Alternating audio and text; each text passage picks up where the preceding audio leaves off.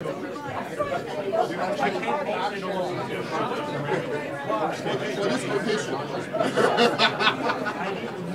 want to connect it.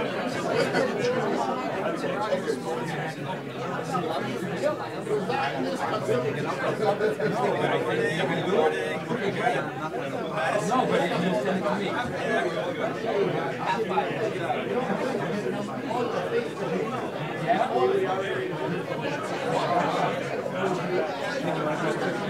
No, Bryce. Okay, good.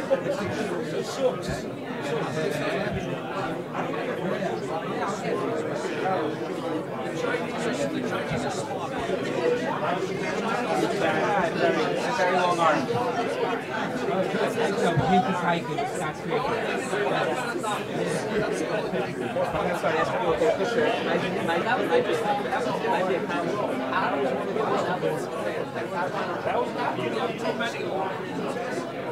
You're only 20, you don't even time. We love Michael and I, we go back 30 years. Michael, right? 30 years ago. Come here, give me something and go. Amazing. Why does a week, Jared? That's fine. It's just, yeah.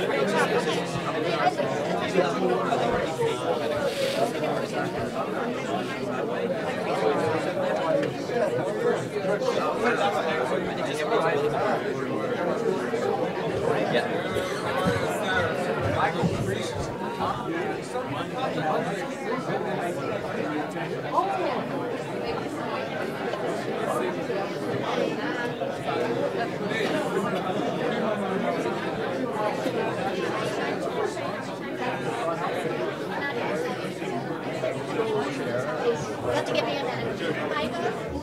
Lydia is coming.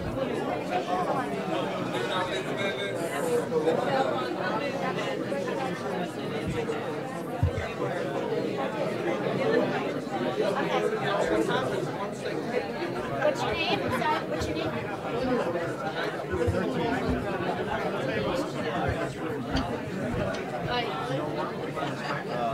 Not really, that's making a difference. I'm sorry. Lydia is coming.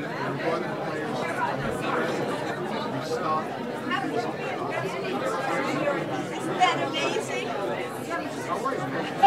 I just got off the plane coming down.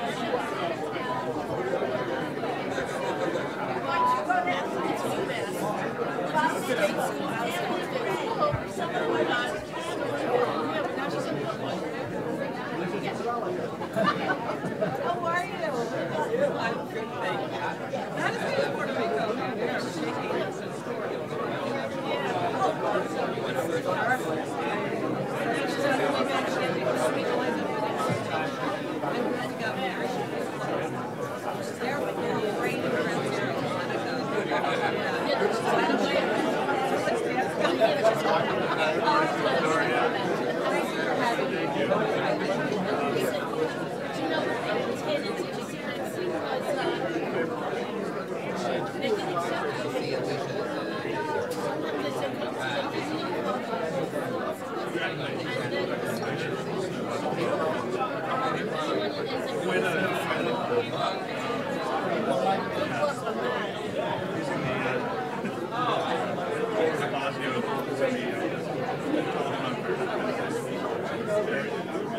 Very skilled.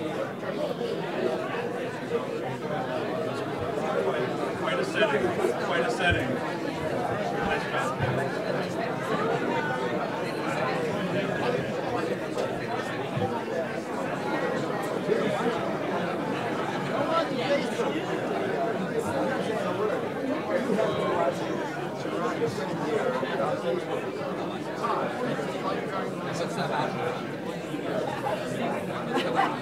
Thank you, that's good. Did you see,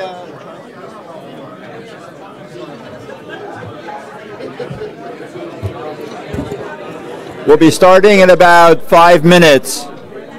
Just give you a heads up. We'll be starting about 5 minutes. Hi, Tzvi. How are you? Thank you. Thank you. Hi, Doris.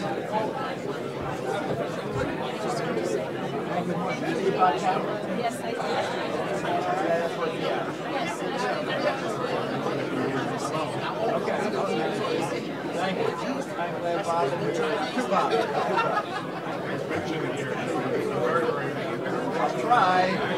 Thank you. You need my card just to remember? Thank you, Michael. No, Michael. I'll try. Thank you.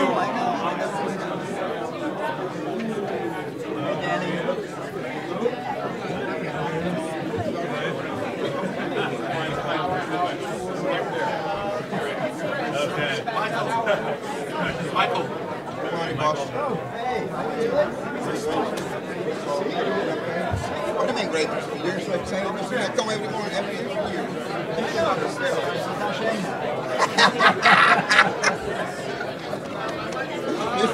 That's what. Right. Fred tell me. I usually they from Fred in the council general, and he goes to me. He's like, at least I see you in New York now. Did you get a chance to go? Did you get a chance to go to the? Right? Very emotional, right? Yeah, that was amazing, right? Have some pictures on you. No, those pictures we never seen on What goes on in traffic stays in traffic. Okay, thank you.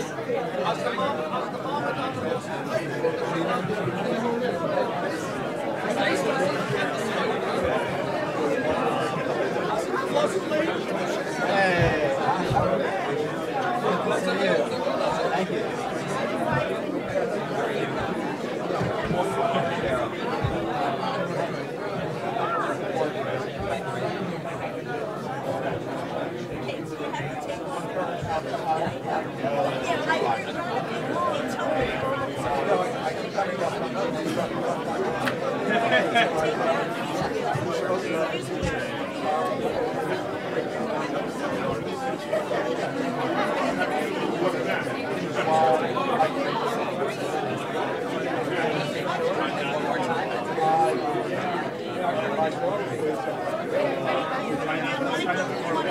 Yeah, sure.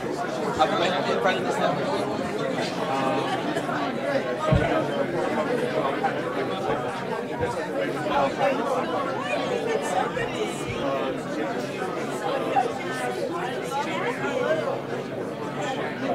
We go together.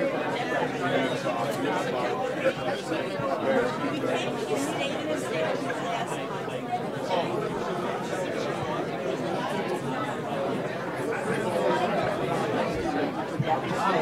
How are you? I would love What are we doing? Please take your seats. We'll be starting very shortly. Thank you. Just get a quick photo. Just come slightly this way so I get you all on the step. That's perfect. That's a nice close up. Yeah. One more time. Thank you. Okay, ready to run.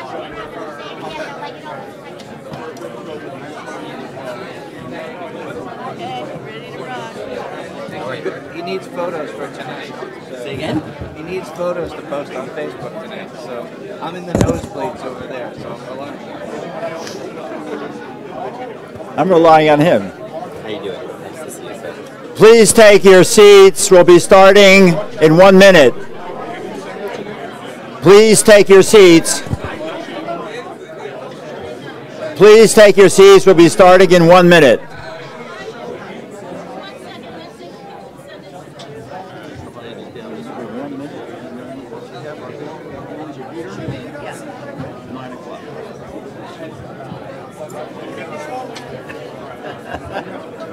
wonderful. Hello.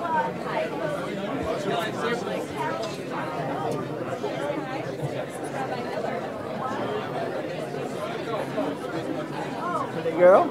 Okay. I think I met you when you were at it. Shh. Please take your seats.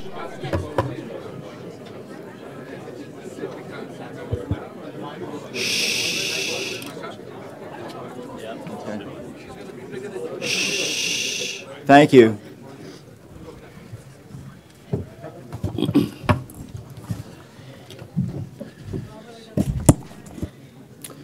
Just going to ask everyone to take their seats, please.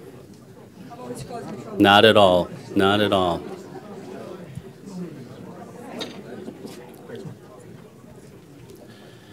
Good morning, everyone. My name is Jonathan Greenspun, and I am a board member of the JCRC. The person who was supposed to be standing here this morning, Zoya Raines, who chairs this congressional breakfast and has been instrumental in its success over the last several years, unfortunately could not be here.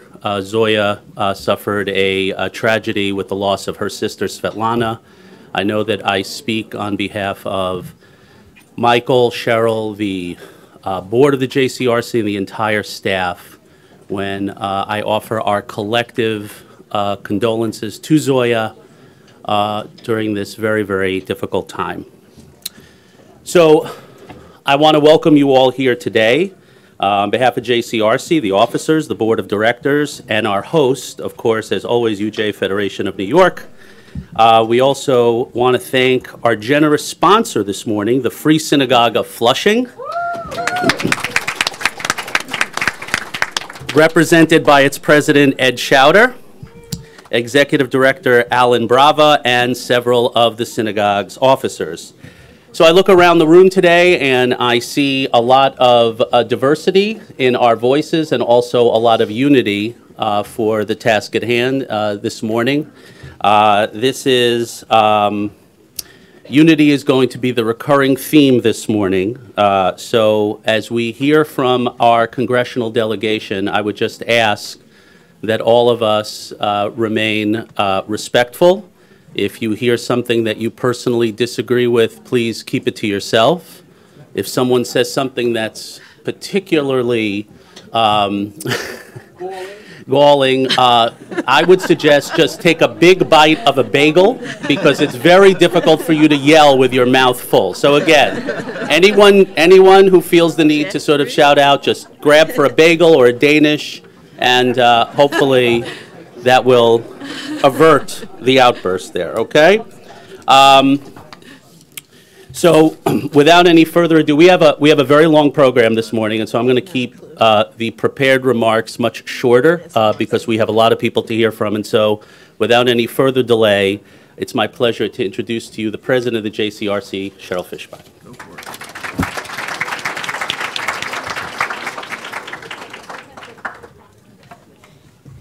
Thank you and good morning. Good morning.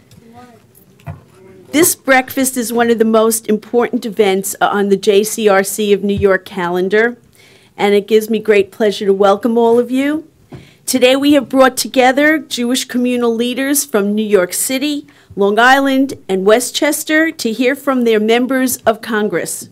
Here we articulate the community's priorities and listen to our elected representatives about their priorities. As Rabbi Hillel stated, Im ein ani li mili, ukshani latzmi ma'ani, ve'im lo achshav eimatai. If I am not for myself, who will be for me? And when I am for myself alone, what am I?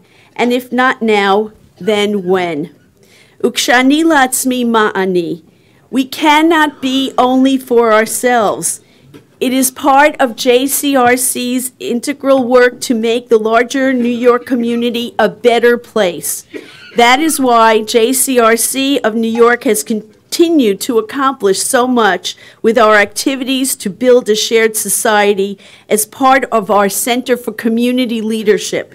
Right now, over 100 people from diverse backgrounds are taking part in our 3 fellowships, providing high schoolers, up-and-coming community leaders, and women from various faith groups the skills for working together to make our communities better for all of us. The relationships and partnerships that are developed through these programs continue to strengthen and positively impact communities and neighborhoods across the city. Furthermore, each year we produce the largest pro-Israel event in the world, the Celebrate Israel Parade, with hundreds of thousands of marchers and spectators celebrating Israel.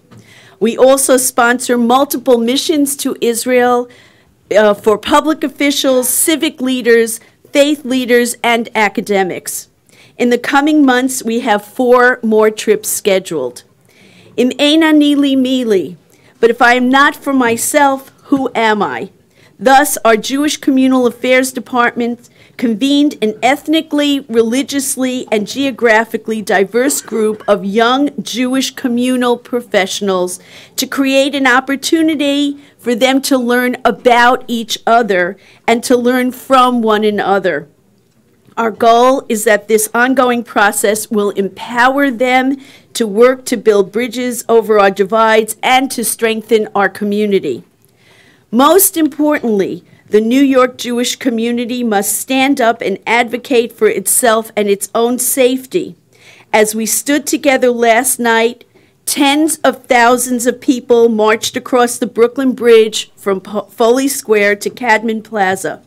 We made it clear that New York is no place for hate, and no one should fear being targeted for their identity. No hate, no fear. The Jewish community has suffered from the horror and trauma of a dramatic spike in anti-Semitic attacks in Jersey City, Brooklyn, Muncie.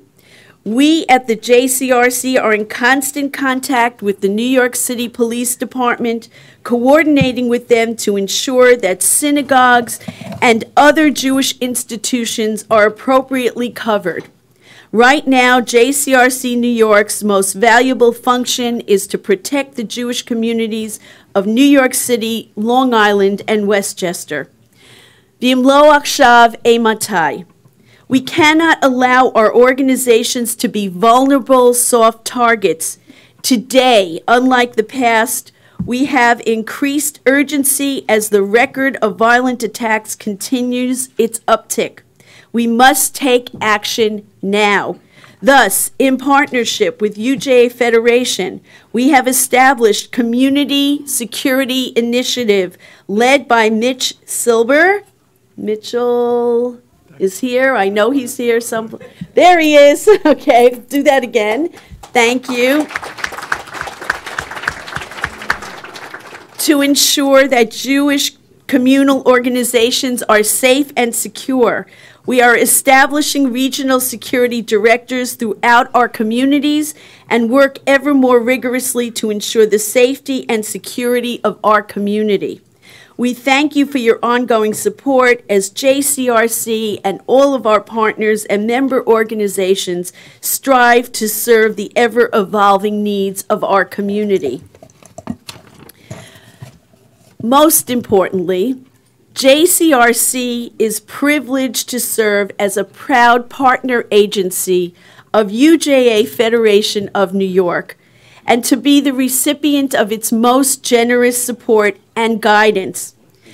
UJA Federation has an incomparable leadership team led by its CEO, Eric Goldstein. JCRC, where'd he go? Okay, he's on deck. JCRC is fortunate to work hand in hand with Eric and his team, his colleagues. Due to UJA's support, JCRC is able to accomplish the great things that we do, including the Solidarity March, the Community Security Initiative, and our missions to Israel. Please welcome a great leader, partner, and friend, Eric Goldstein.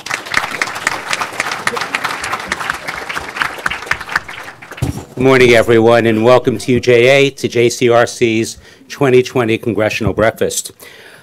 From JCRC's very inception, UJA has been its primary financial supporter, but particularly today, in these very challenging times, we're ever more committed to supporting the vital work of JCRC, which is building bridges across faith and across all backgrounds to address New York's most pressing challenges. As Cheryl mentioned, on the first Sunday of the new decade, we marched over 25,000 strong to show Jews and non-Jews alike coming together to say that hate has no place in our community and that we will never be silent in the face of anti-Semitism.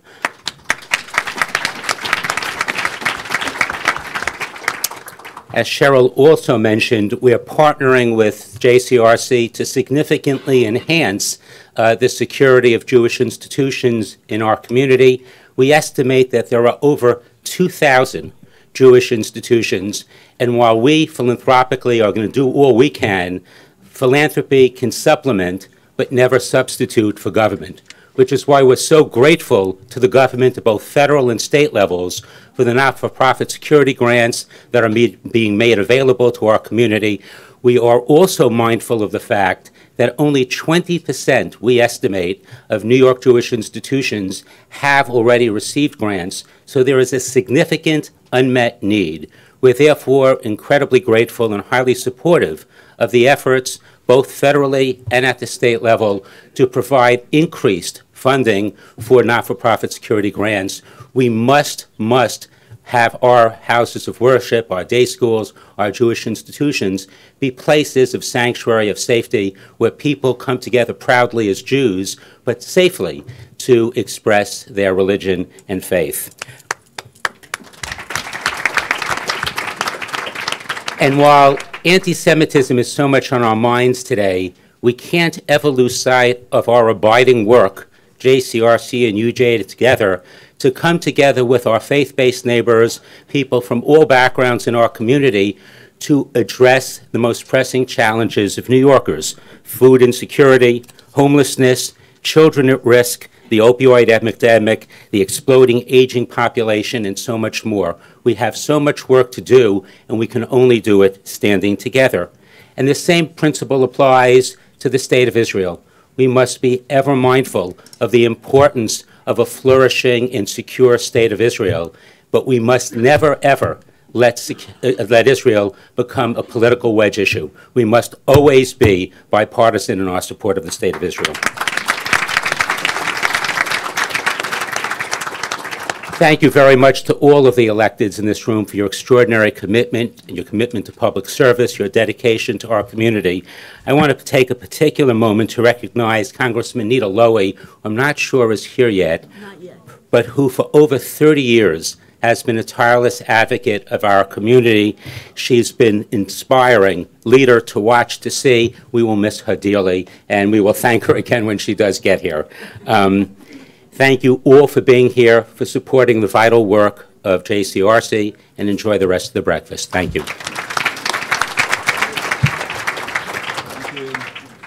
When I arrived this morning and I saw there was an introduction for Ambassador Donny Dayan, my first question was why? We all know him. We know how great he is. So for the 3 people in the room, so skip it. There you go. So for the 3 people in the room who don't know who he is, he has been Consul General here in New York since August of 2016. He came here having to learn the entire Jewish community, the entire Hispanic community. He was born in Buenos Aires. He is a fluent Spanish speaker. And as if they wanted to make it even more difficult, he got his job when there was an ambassador at the UN named Donny Dayan, right? So why not throw that in? Anyway, it's not Donny Dayan, it's Donny Dayan, and we're thrilled to have the Consul General of Israel here with us this morning. Thank you. The problem with my name and Donny Dayan's name is that we sit in the same building. He receives my emails, I receive his phone calls. But the most annoying case was when I sent flowers to this lady, and he received the thank you note.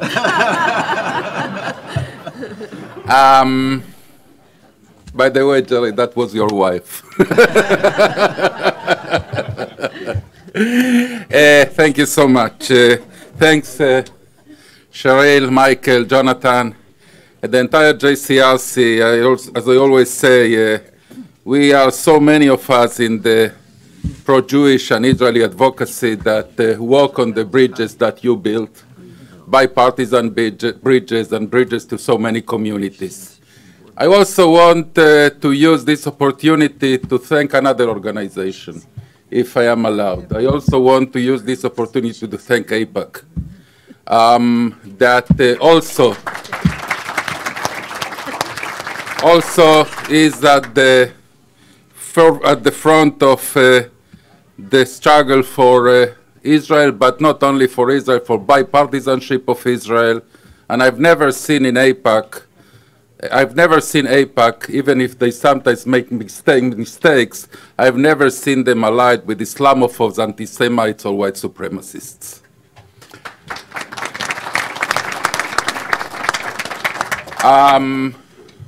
Now, I want to be very brief, so I will make, with your permission, two very brief policy points. Some of them may be controversial, but we are allowed to do controversial things as long as we nibble our bagel.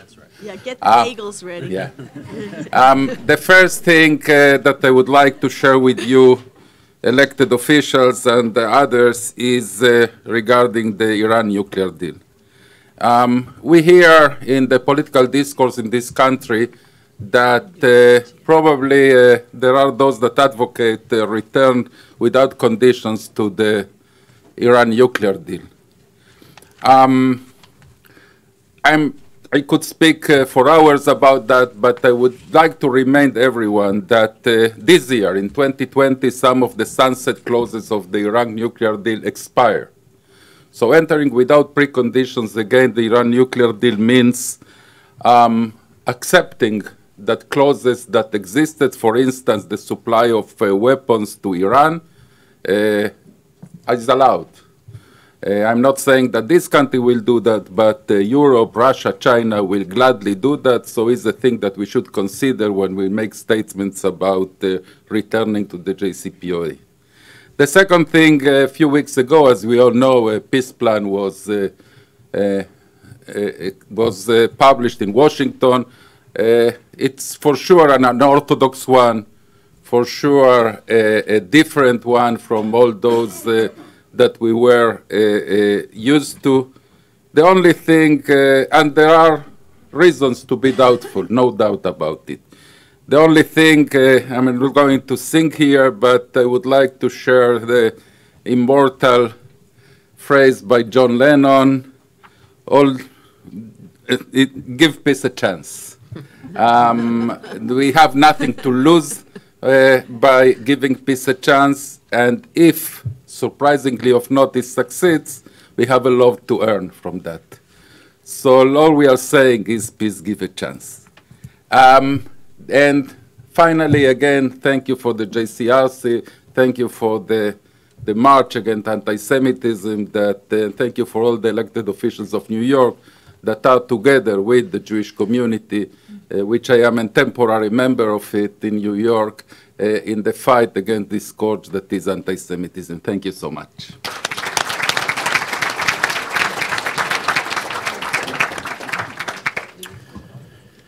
Thank you, Ambassador Dayan. So as we did last year, we have compiled a list of questions for our members of Congress based on those items on our communal agenda that also reflect questions that were sent to us in advance of this breakfast from you, our guests. After welcoming the Congress members, we will ask them a question. We will follow up if time permits. We greatly value your input and look forward to hearing from our Congress members. Now, none of this would be possible without a sponsor. In this case, this morning, the Free Synagogue of Flushing, known as FSF. FSF, founded, I knew I was going to do that, founded more than 100 years ago, is the oldest liberal reform synagogue in Queens, and bringing us greetings from, I'm just going to say it, the Free Synagogue of Flushing, and starting us off by introducing our first member of Congress, who happens to be my favorite member of Congress. Its president and JCRC New York board member, Ed Schauder. Thank you. Good morning, distinguished guests and friends. For us, this is Shehecheyanu. We finally have arrived, and we're very proud on behalf of all our executive officers, all of whom are here today. Elisa Davidson, Todd Harris, Mike Rosen, our executive director, Alan Brava, and our community director, Sux. It's easier to say it. I can't pronounce his last name. We welcome you, and we're thrilled, absolutely thrilled to sponsor this breakfast. We are 102 years old with an incredible history. We welcome all. We embrace diversity. And engraved in stone on our entrance is God's word spoken to the prophet Isaiah, "For our house will be a house of worship for all people." We're a small synagogue located in the center of Flushing, Queens. And Melinda once said when she spoke at Melinda Katz, our DA, former borough president, she once shared a fact that within a 10-mile radius, there are actually over 100 ethnically diverse communities. We're at the epicenter of the nation's most ethnically diverse community. Our vision is to become a cultural hub in Queens based on Jewish principles of love and tolerance. We invite you all to visit and allow us to host events that are meaningful and important to the community at our space. Sponsoring this magnificent breakfast is our coming out party. We're leaving the four walls, and by the way, I have to thank Michael Miller for coming up with this idea. Years ago, we started to talk about what we can do together, and look what's happened. Michael made a suggestion, well, if you're too small for people to come to you, bring an event to the people, and here we are. So this is a coming out party where we're going to partner with JCRC, UJA, and all of you to promote unity and bigotry, hunger, and hatred, and take proactive steps to practice tikkun olam, which means correcting the world, making the world a better place. I'm also standing before you as a proud board member of the JCRC. Years ago, when I was 17, I'll share two quick stories. There was hatred, bigotry, anti-Semitism, riots in Crown Heights. And the JCRC, I was president of Yeshiva Flatbush High School. Yes. I was a guy that wore a yarmulke, and I'll tell you, when you got on a train, you were afraid. I got into a lot of fights. And there was a program where 15 Jewish students went with 15 African-American students to the country to talk about racial relations. And I got to tell you, that was a strange thing, but when we got together, it was something magical happened. We spoke. We got to know each other. We played football. Congressman Owen's son, Mitty, was my roommate, I remember. And just 10 years later, that inspired me to co-found an organization for every African-American baseball player that played before Jackie Robinson broke the color barrier. And then in 1992, we went to the White House to meet the president, and we also met Congressman Charlie Rangel, who invited us into his office with Monty Irvin, Leon Day, and the great Josh Gibson Jr.'s son, and Jimmy Crutchfield. The second thing that happened that year is Senator Schumer organized a debate, and Senator Schumer was one of the people that actually was in the debate. I asked a question. At the time, he was an assemblyman. He asked me to be part of his congressional campaign. So I rode in Chuck Schumer's car with him. I remember in 1991, my mother actually said to me, only an idiot would be in the Hamptons during a hurricane, and there walked Chuck Schumer at King Cullen.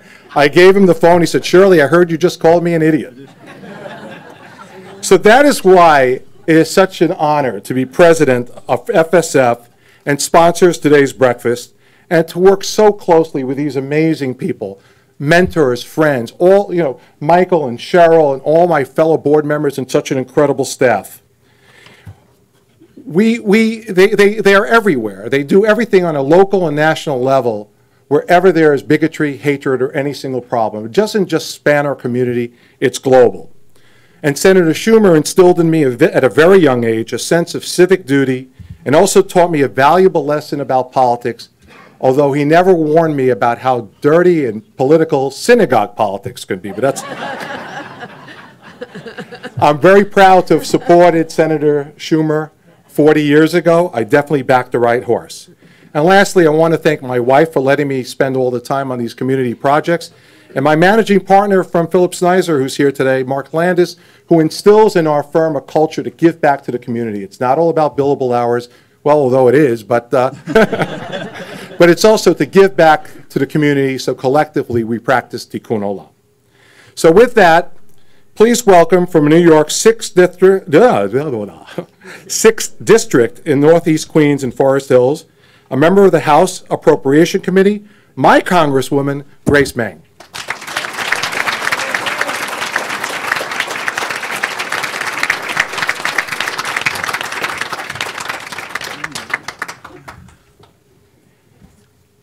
So I have a loud voice. I could ask the question, I guess, this way. Congresswoman Meng, you traveled to Israel with JCRC New York when your two boys were very young. On that trip, you visit a playground in Sderot, adjacent to the Israeli border with Gaza, which doubled as a bomb shelter. It is no surprise that since then you've become a champion in Congress for allocating significant resources for Israel missile defense system. Can you share with us some details about how the United States Congress helps ensure the safety and security of Israeli civilians from Hamas and other Gaza-based terrorist groups? Sure, thank you. I also want to echo my gratitude towards JCRC, to Michael, to Cheryl, the entire board. We have Shimmy Pellman here from Queens. Queens is getting a lot of attention this morning. I'm all for it. Jonathan, Edward, thank you for your words. It's really exciting to be here with all of you once again. Thank you to my colleagues for allowing me to speak on the earlier end. I'm headed to church later, so I appreciate the accommodation. Before I answer the question, I know what you're trying to do, JCRC, cut down our time here at the podium, which I will follow. But I do want to say a quick thank you to the JCRC family, to UJA. Not only are you instrumental in making sure that we as different communities are coming together and not just crossing the bridge as we fight together to combat anti-Semitism, but JCRC and your members are on the front lines of combating anti-Semitism. You are the ones that are there early on in people's lives and people's political careers to make sure that we all understand collectively the importance of fighting for these issues and how important it is for us as a country and as Americans. So Edward's question is a really good question, and it is actually something that affects and impacts a lot of my thoughts and a lot of my work as we're working on these issues. I am now a member of the House Appropriations Committee under our amazing chairwoman, Nita Lowy, who I don't know if she's here yet. But the Jewish community, and not just the Jewish community, but the New York community owes a great debt of gratitude towards Nita Lowy and how much she fights for our great state. On one of my first trips to Israel, I do remember visiting this playground that Edward talks about. It was in Sderot, and we met with a lot of parents, a lot of moms of young kids who had kids who are about the same ages as my boys, who are now 10 and 12. And they showed us this fortified playground. They showed us little pockets and spaces where kids would be able to go hide if, God forbid, a rocket came. And so, Nita, I was saying nice things about you, but you have all morning.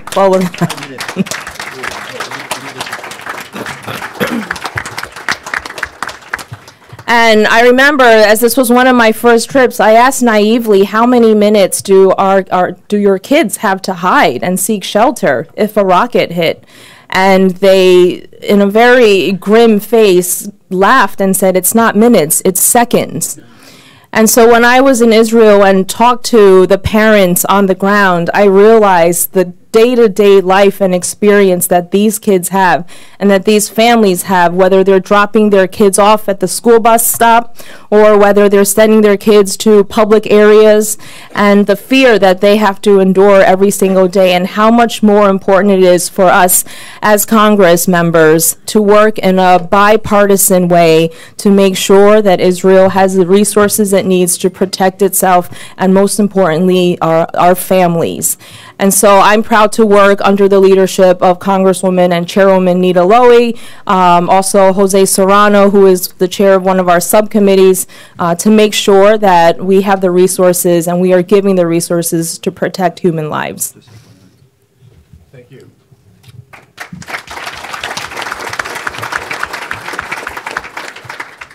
Our second question. We have been following you on the Committee, Justice and Science Appropriations Subcommittee, where you often bring up importance of the census.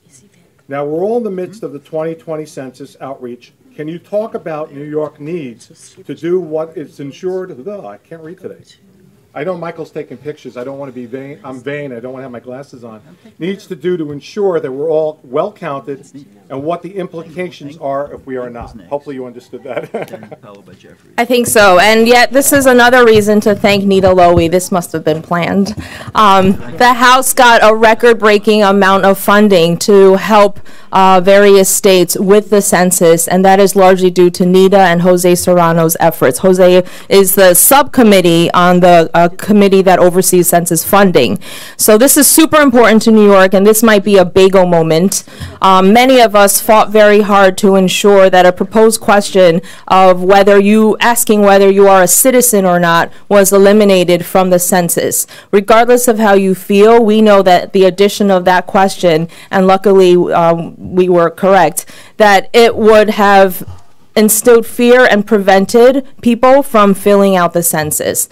And so New York State has done a great job, Governor Cuomo, Mayor de Blasio, on making sure that we are funding organizations, grassroots organizations, and JCRC has also been a leader in that effort to make sure that we are talking to everyone we know, family, friends, coworkers, neighbors, to make sure that they are filling out the census. If we don't fill out the census, any mistake is a 10-year mistake. We will lose billions of dollars for schools, hospitals, libraries, roads, and bridges, things that affect people of all parties. And so we need to make sure that we're doing everything we can to help spread the word and to make sure that people are filling out the census. Thank you very much. Thank you, everyone. Good morning, everybody. Good morning. I can't hear you. Good morning, everybody. Good morning. Make sure you're awake. Before we call on our next member of Congress, I just want to acknowledge a number of the dignitaries who joined us today. Of course, as I say every year, everybody in this room is a dignitary, and just consider yourselves to be acknowledged if I haven't mentioned your name. So the first thing that I want to do is to take a look at who we have here from the Diplomatic Corps. We already heard from Ambassador Danny Dayan of the State of Israel. The Deputy Consul General of Israel, Israel Nitzan, is here. Someplace. The Consul General of Mexico, Jorge Islas Lopez, and the Deputy Consul General of Mexico, Vivian Juarez. Thank you. The Consul General of France in New York, Anne-Claire Legendre. Wonderful to see you. From Kosovo, the Ambassador and Consul General Tuta Sahatkatija, whatever, I got it. And First Secretary Ines Demiri. Ines, thank you. The First Secretary of the Permanent Mission of the Republic of Belarus to the UN, Vladimir Bogoslavsky. Thank you. The First Secretary of the Permanent Mission of Azerbaijan to the UN, Farid Jabrailov. Here, thank you. And a consul from the Consulate General of Japan, Ryoko Sasaoka. Thank you. I don't have the names. Okay, we're going to do a little bit more in terms of the diplomats in a few minutes. From our elected officials, we are really graced this morning to have with us at the head table the former dean of the New York Congressional delegation, unfortunately now retired, Charles Rangel.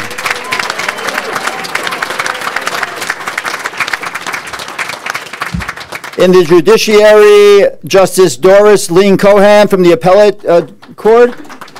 Doris, thank you. The new district attorney of the County of Queens, the Honorable Melinda Katz.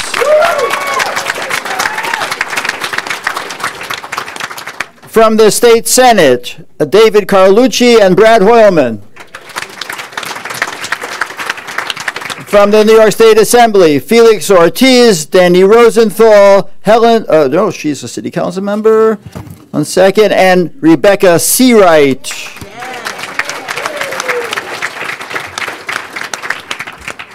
From the City Council, Robert Cornegi, we're not going to miss him. Barry Grodenchik, Helen Rosenthal, and former City Council member Elizabeth Crowley. And lastly, again, if there are others, we'll catch them in the next go around. We have a number of wonderful friends from the non-Jewish community who are joining us. Our dear friend Reverend Jacques de Graaf, the District Attorney of Kings County, Eric Gonzalez, perfect timing. The President of 100 Black Men, Michael Garner. The President of the Building Congress, Elizabeth Velez. The founder and president of the Center for Responsible Leadership and the Secretary General of the World Council of Religious Leaders, Bawa Jain. Thank you, Bawa. Director of the New York Office of Public and International Affairs of the Church of Jesus Christ of Latter-day Saints, Ryan Coe. I think I see the Borough President of Brooklyn, Eric Adams. The Vice President and Executive Director, the President of the America-China Public Affairs Institute, Fred Tang, along with Vice President Alan Way. Now I'm turning it over to Gideon Taylor to introduce our next member of Congress. Gideon?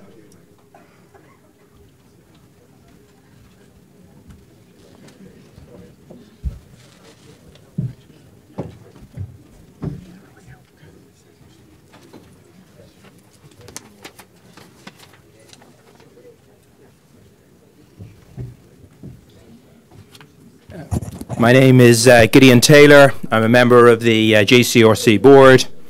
It's my great honor and privilege to welcome Congressman Eliot Engel, who I've had the honor to know and to know his family for over 30 years. He represents the New York 16th District in the North Bronx and South Westchester and serves as chair of the House Foreign Affairs Committee. He's been a friend of the Jewish community, of Israel, and of so many of the causes that we all share. Congressman, first question I wanted to ask you was, you have been a leader in the fight on behalf of Holocaust survivors in the struggle to recover property looted during the Holocaust. You've also been a leader on so many other issues related to Holocaust and education of the Holocaust. Given the impending report on Holocaust-era restitution, which will be issued by the State Department in the next few weeks, how can Congress continue to advocate with European countries to address these outstanding issues? Well, thank you, Gideon. If you just detect a little bit of an Irish brogue in his speech, that's because about 30 years ago, when I was first in Congress, I went to Ireland. They told me there were 3 Jewish members of Parliament there. One of them was Gideon's father. And that's how I got to know Gideon, and he now sounds like a New Yorker because he's lived here now for a long, long time. Well, good morning. It's good to see so many friends here. It's really a pleasure. It's great to come to you. I come here every year. Michael Miller and I in the Bronx go back a long time. And I come to you every year, but this is the first time I've really had the pleasure of coming to you as the chairman of the House Foreign Affairs Committee.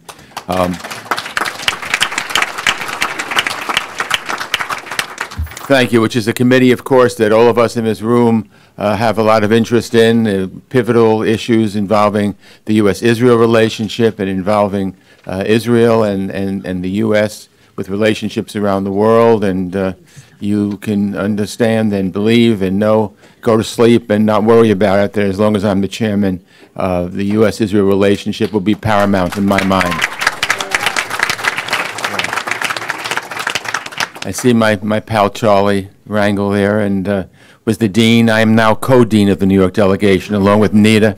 Nita Lowy and I have the same amount of time in Congress. So, you know, when you think of the dean, you always think of Charlie. And I remember in reapportionment, one of our friends was talking about reapportionment 10 years ago when we were doing it, and they said, first you draw the dean's district, and then you draw everything out from there. And I wasn't so sure at the time, but now I think it's a wonderful idea.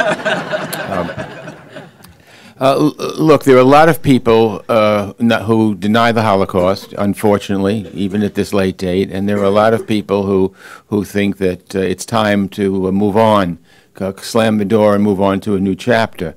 But we will never let that happen because it's very, very important that people understand what happened. I was just in Israel a couple of weeks ago at Yom HaShoah, and I was there fighting for to make sure that the Holocaust is in everybody's mind, fighting to make sure that it's not something that people say, well, it happened so many years ago, it's time to move on.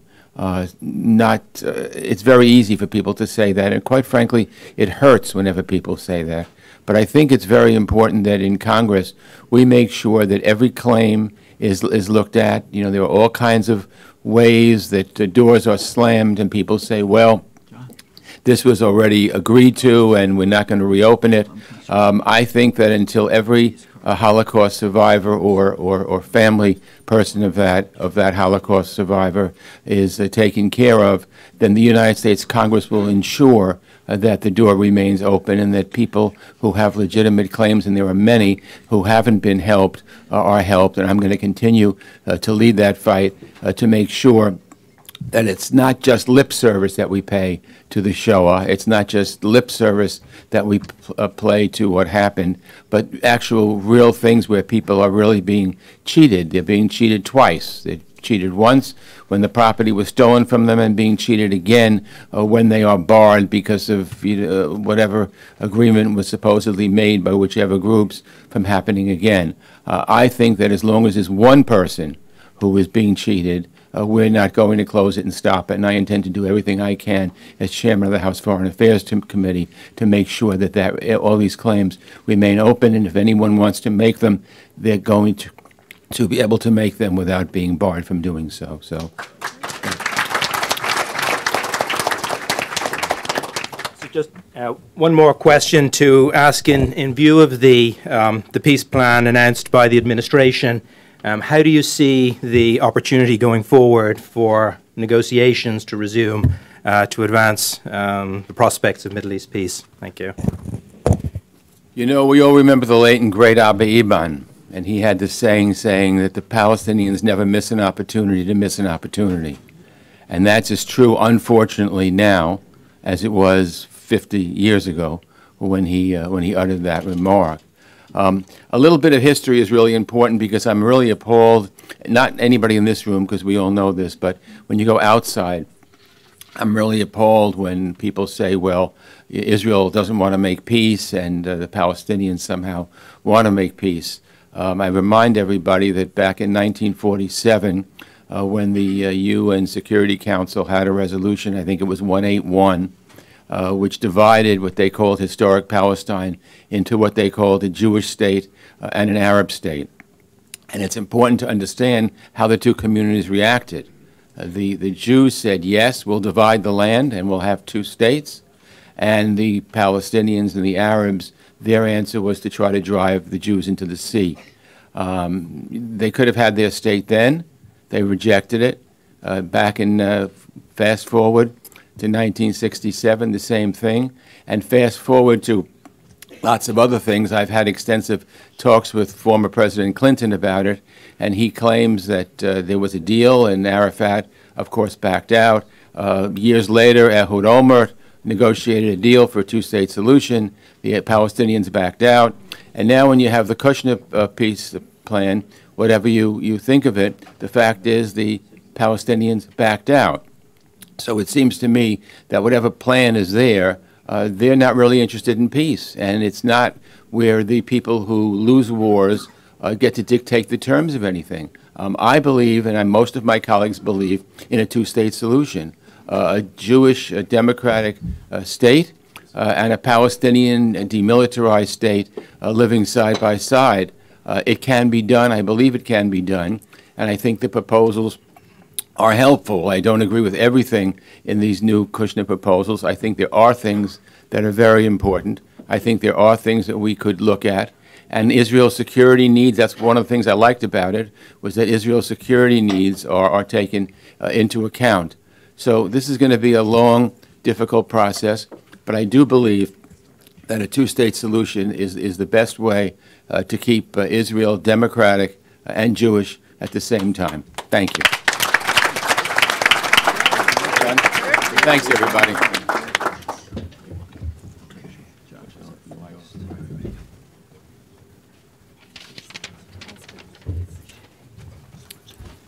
Good morning. I'm Josh Moskowitz, a member of the board at the JCRC, and it's a privilege to welcome the representative from New York's 8th Congressional District, including Brooklyn and parts of Queens, Congressman Hakeem Jeffries.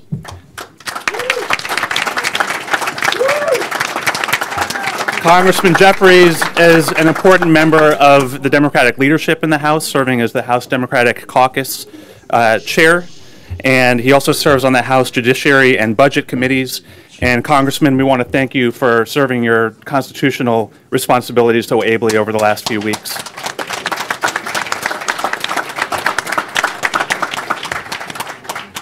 Couple of questions for you. Congressman, you've been to Israel multiple times, including as recently as last summer. And as you're well aware, Israel's surrounded, it's in a tough neighborhood. And we are wondering, as a democracy, Israel is one of the most important allies of the United States, and how can Congress continue to support Israel in the face of these threats? Good morning, everyone. Good morning. It's great to be here.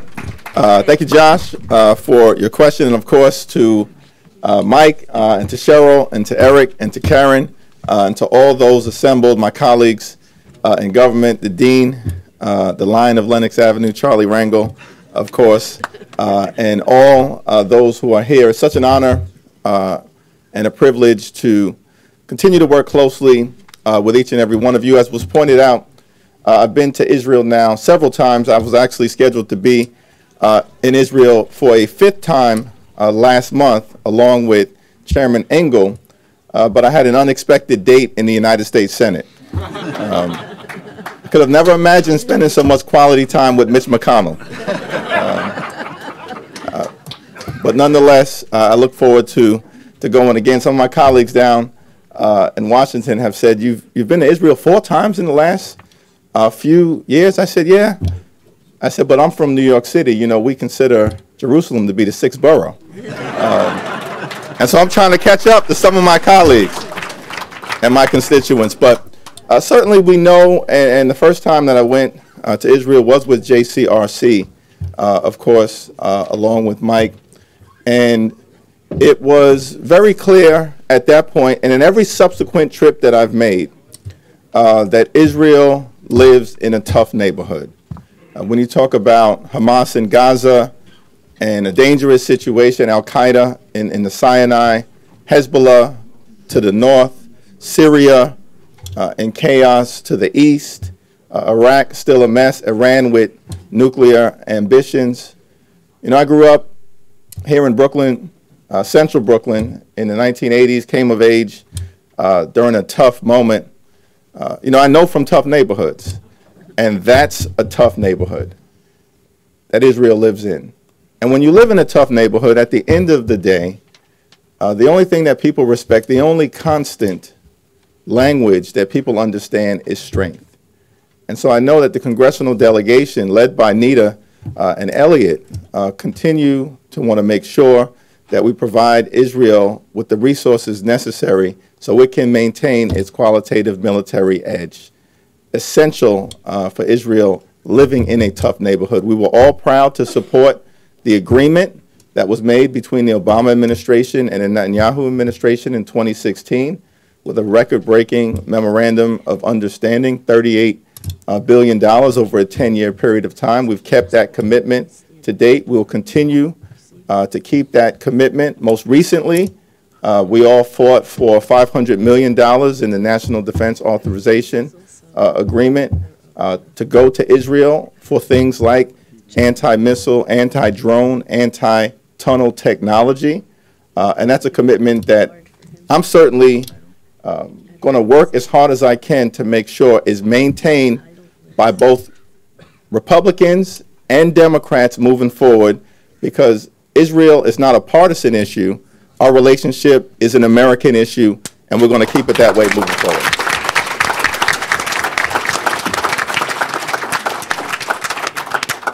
Congressman, you also spent some time recently at the U.S.-Mexico border, and wondering what you learned from your visit and this current status of immigration reform. That certainly is not a softball question. So, you know, I represent one of the most diverse districts in the nation. I talk a lot about the fact that I have the 9th most African-American district in the country and the 16th most Jewish, which is a wonderful thing, the best of both worlds, one of the most diverse districts anywhere in the country. 33% of the people I represent were born outside of the United States of America. I represent African Americans, Caribbean Americans, Asian Americans, Latinos, the Reformed Jewish community, the Orthodox Jewish community, Italian Americans, Irish Americans, Bangladeshi Americans, Turkish Americans, and I'm still not done.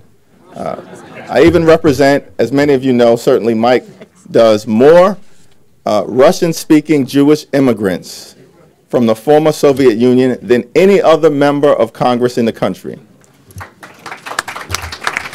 I mean, Hakeem Jeffries, who knew? Okay? Only in America. And so, from my own experience, I'm of the view that our diversity is a strength. It's not a weakness. We are a nation of immigrants, some voluntary, others involuntary. But as Dr. King once said, we may have come over on different ships, but we're all in the same boat now. That is the strength of America. And so what's happening at the southern border is a tragedy, and a tragedy that we hope to be able to address.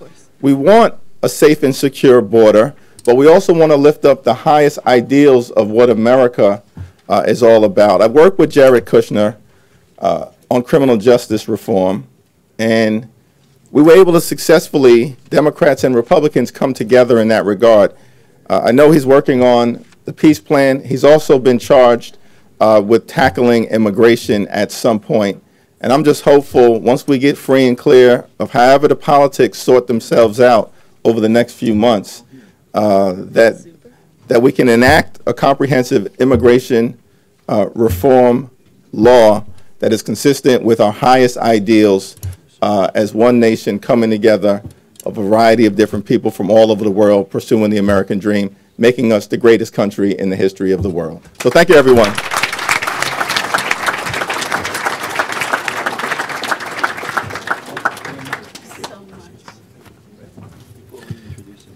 Some technology? Sure. Oops.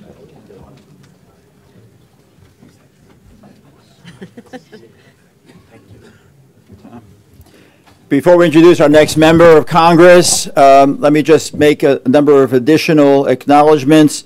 Again, from the Diplomatic Corps, from the People's Republic of China, the Deputy Consul General Qian Jin and Shi Chen. Thank you very much. The Speaker of the New York City Council, Corey Johnson. The President of this borough, the Borough of Manhattan, Gail Brewer. The Acting Borough President of the Borough of Queens, Sharon Lee. From the New York City Council, Council Member Karen Koslowitz. Representing Senator Kirsten Gillibrand, her Senior Counsel, Patty Lubin. And from the Clergy Council, the 67th Precinct, Reverend Dr. Omar Chukwueze.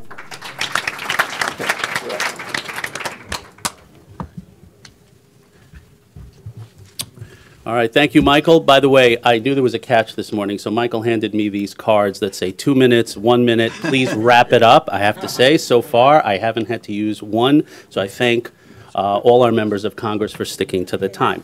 It's now my personal honor to introduce our next speaker, representing New York's 3rd District, parts of Queens, Nassau, and Suffolk counties. I'd like to welcome a member of the House Ways and Means Committee, Congressmember Tom Suozzi. And now for a very, very important question that I know is on the minds of everyone here. Congressman Suozzi, you were the lead sponsor of legislation which passed the House last year, which would restore the state and local tax deductions, otherwise known as SALT. Yes. why is this bill so important to New York, and what is the probability that it will pass the Senate? Well, thank you very much. Good morning and welcome and blessings, or as we say in Italian, bruchim abayim. I want to join with everybody else in recognizing Nita Lowy, who we're saying is such a fantastic person. We're recognizing in a special way today. Listening to my colleagues today, the New York delegation is really a remarkable delegation. There's so much talent, there's so much ability, and it's such a great honor for me to serve in Congress. It's such a great honor, but it's also with these colleagues, it's just really magnificent. I've worked very hard to try and demonstrate that I'm 100% committed to the state of Israel. I feel that I've had to work harder than a lot of other people to demonstrate that, because my predecessor's name was Steve Israel. So, I mean, I really had to go out of my way to work very hard at that. But I think I've done that, and I'll continue to do that. And just to keep it short, I'm not going to talk about all the bills and things that I've been working on and have worked on. But I will talk about SALT. The capping of the SALT deduction was a punch in the gut to everybody in New York State. And it's a major problem for all of us. As people leave New York State because of their tax burden, we leave behind everybody else to pick up the slack. And, it wasn't easy to get this done. You have to remember, this was done in the last session in December of 2019. We had impeachment, we had the USMCA, and we had the SALT bill. And it was the New York delegation that really carried this through to fight for this. You have to recognize this was an act done to target New York. 49 of the 50 congressional districts in the United States of America that are hurt the most by the cap of the SALT deduction are in New York, New Jersey, and California. And it's based upon simple fairness. It's not fair that you're taxed on taxes you've already paid. That's just not fair. It's not fair that the state and local taxes were around for a lot longer time. Then they came around, they said, we want to do federal taxes. They said, well, we don't want you to do federal taxes. This is in the early 1900s. We don't want you to do federal taxes because we're afraid it'll hurt your state and local tax ability to collect taxes. And they said, no. We're going to put the first deduction in the United States Income Tax Code is going to be to make sure that you have a deduction for your state and local taxes because we don't want to interfere with it. And that was a covenant that was in place for over 100 years, and now it's gone. It's not fair that our police, our teachers, our firefighters, everybody else are supported with their state and local taxes, and now there's a threat to that. So pushing the fairness argument is very important. We have to recognize the country is very different from place to place.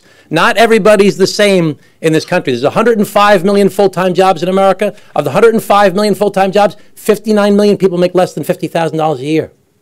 86 million out of 105 million full-time jobs, people make $75,000 a year or less. If you're making $75,000 in my district or a lot of the districts in this room, you're having a hard time. You're making $75,000 in Iowa or in Oklahoma, or in South Dakota, you belong to a country club. You've got a brand new house with granite countertops. You got an in-home movie theater, okay?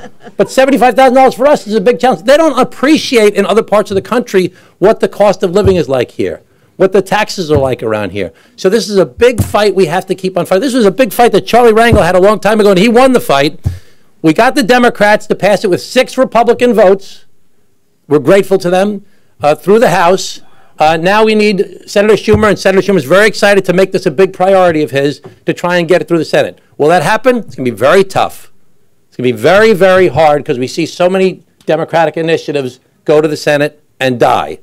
But if Senator Schumer can make some sort of deal, hopefully we can get it done. It'll only be if it's part of a deal because nobody's going to go out of their way to help us. So we've all got to fight for this. It's very, very important that we all stick together on this particular issue.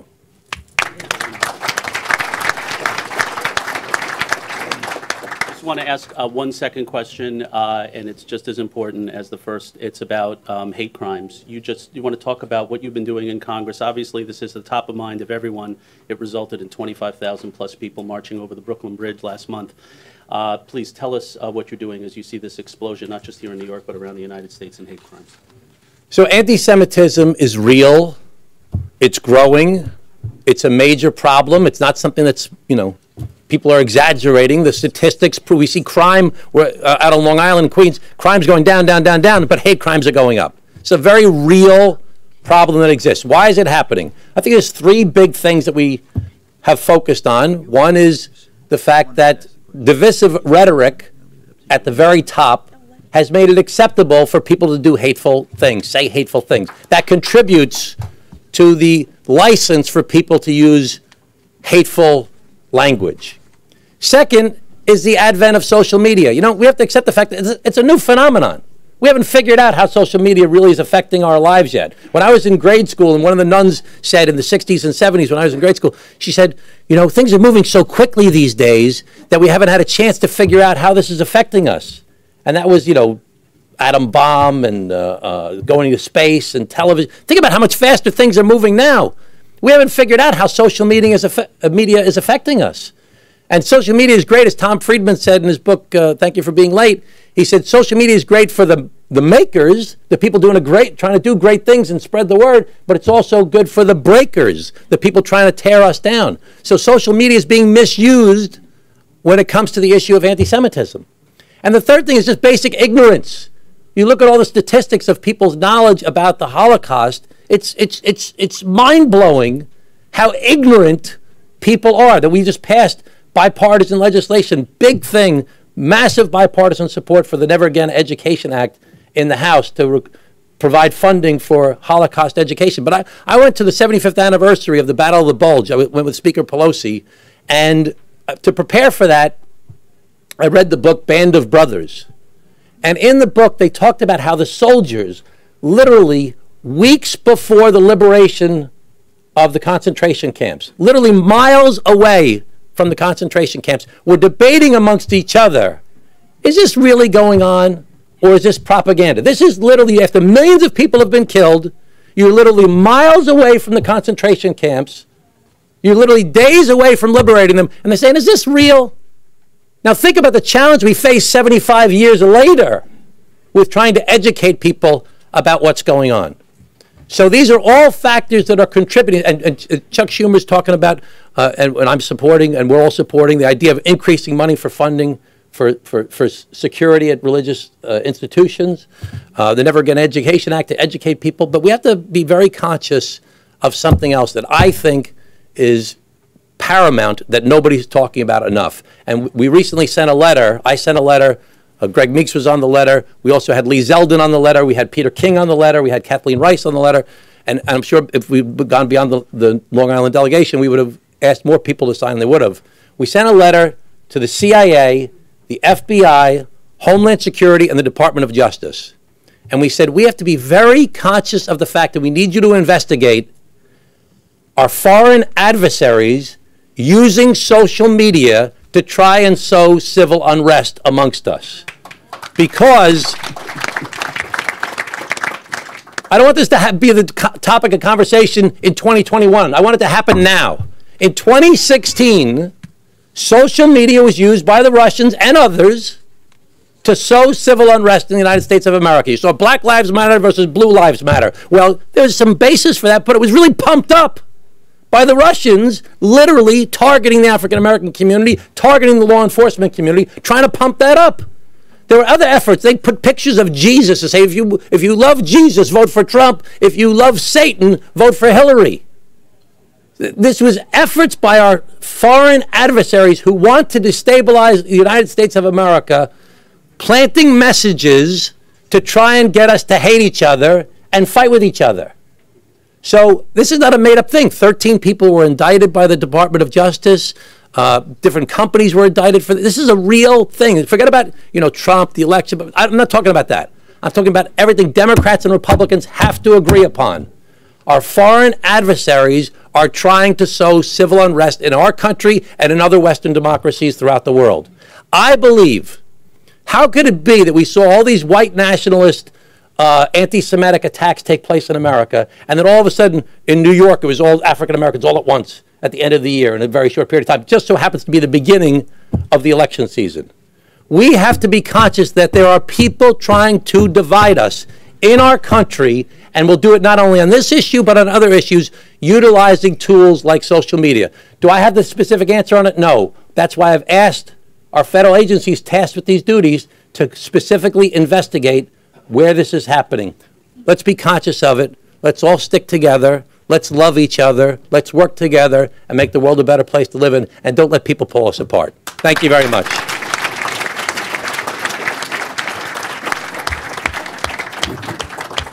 Thank you so much, Congressman Swazi. We appreciate that. It is now my distinct honor to introduce to you the representative for the 7th District, covering Brooklyn, Queens, and Lower Manhattan. I'd like to welcome the chairwoman of the House Committee on Small Businesses, Congressmember Nydia Velasquez. Congresswoman, I'm going to ask you a question about an issue that I know you are really at the forefront on, and it has to do with affordable housing. So affordable housing is an issue that affects many, many New Yorkers, and it's creating community change.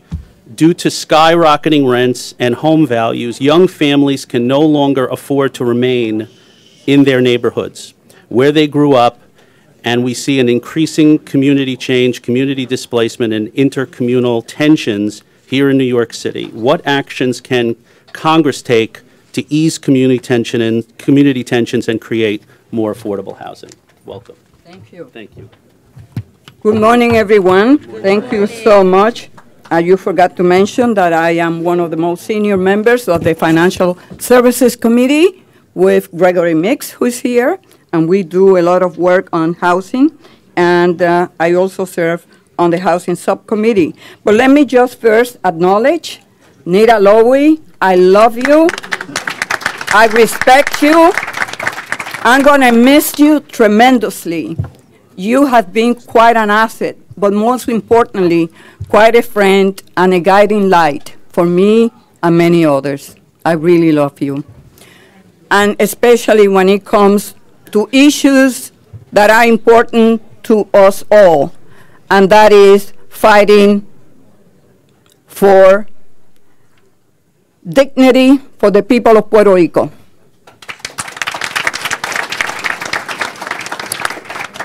I want to thank the many Jewish-based or community-based organizations who have done tremendous work in Puerto Rico.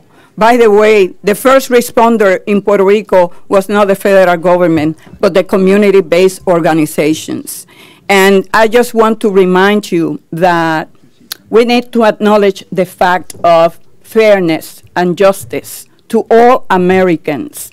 Puerto Ricans are Americans. Someone have to remind that to the president. And just last week, we passed an idea. So as you know, Puerto Rico doesn't get a break. First, Maria, we appropriated a supplemental relief package.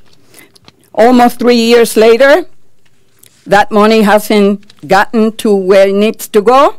Then the earthquake now, I was in Puerto Rico.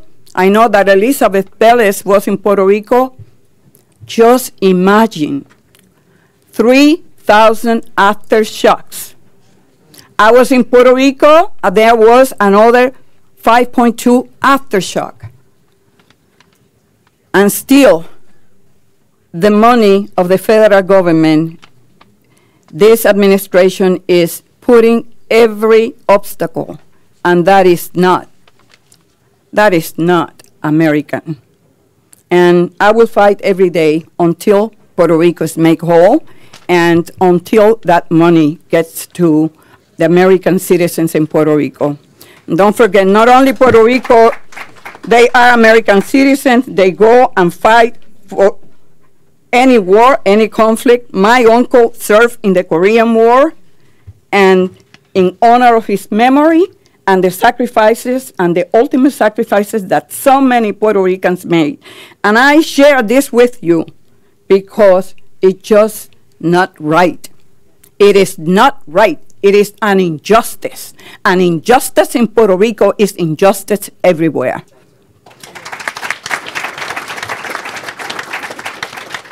Thank you, Charlie Rangel. You always come here every year. Thank you because you fought so hard to end hunger in America, and yet we are here today fighting for the resources to fight hunger in America. It is totally immoral that so many millions of children, elderly and disabled, go to bed hungry. That is not the American way.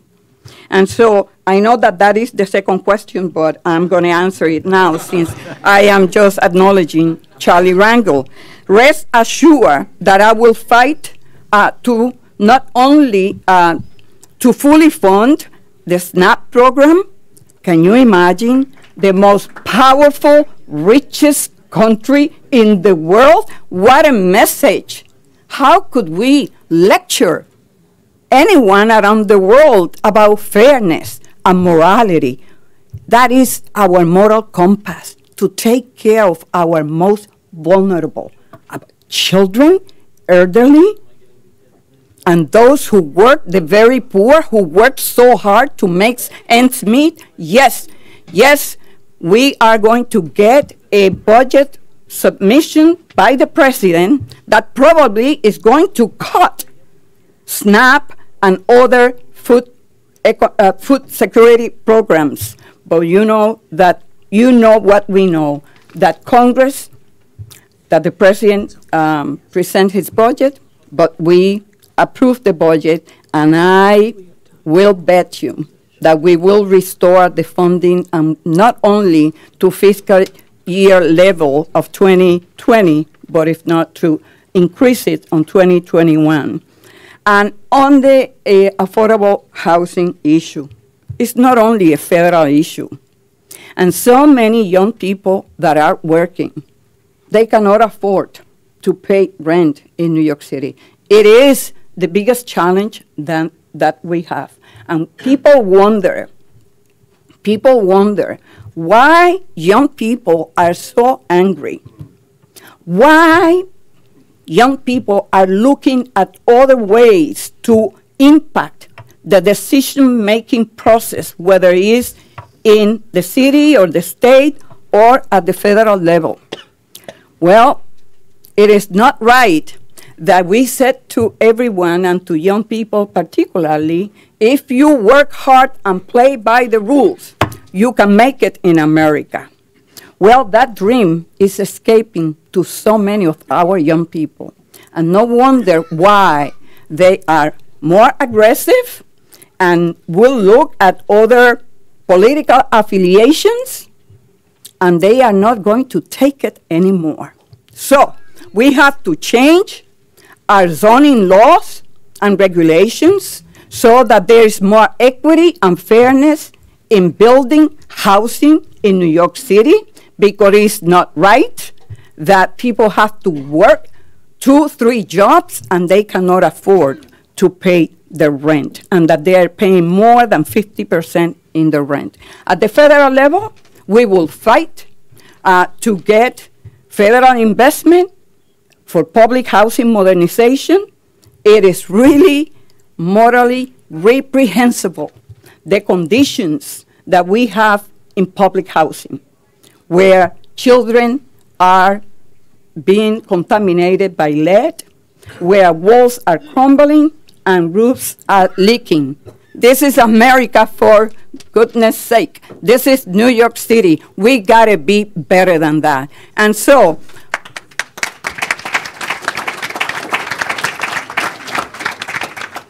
we need $40 billion to invest in public housing modernization.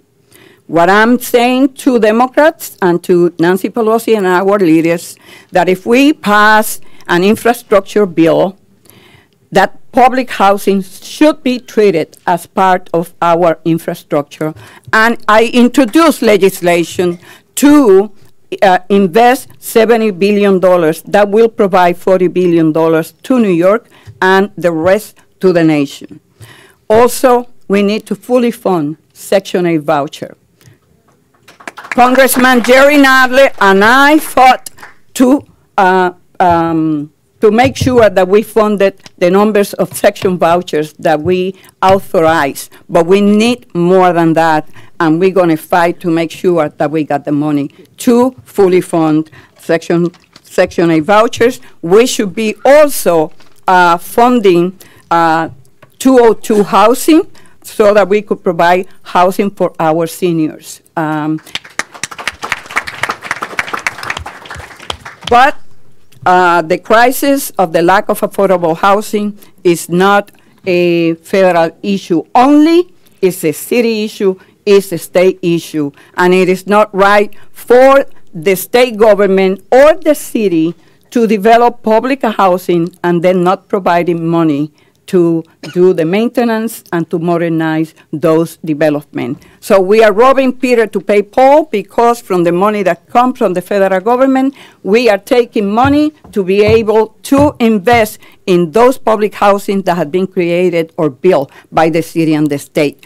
The message is, the people that live in public housing, they are workers, they pay taxes, and they deserve the dignity to live in the conditions that everyone expected in the most richest city in New York, in the nation. Thank you, and God bless you.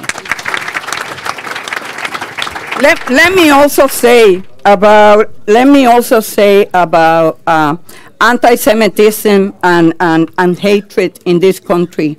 I just want to share with you how proud I am to live in a city where we recognize that diversity is what makes this city great, and that we embrace diversity, that when one of us is attacked, all of us are attacked, and how we go out and support each other. And that is the most important message that we could send to those who are committed to divide us. Hatred has no place in New York City. It doesn't have place in our nation. Thank you.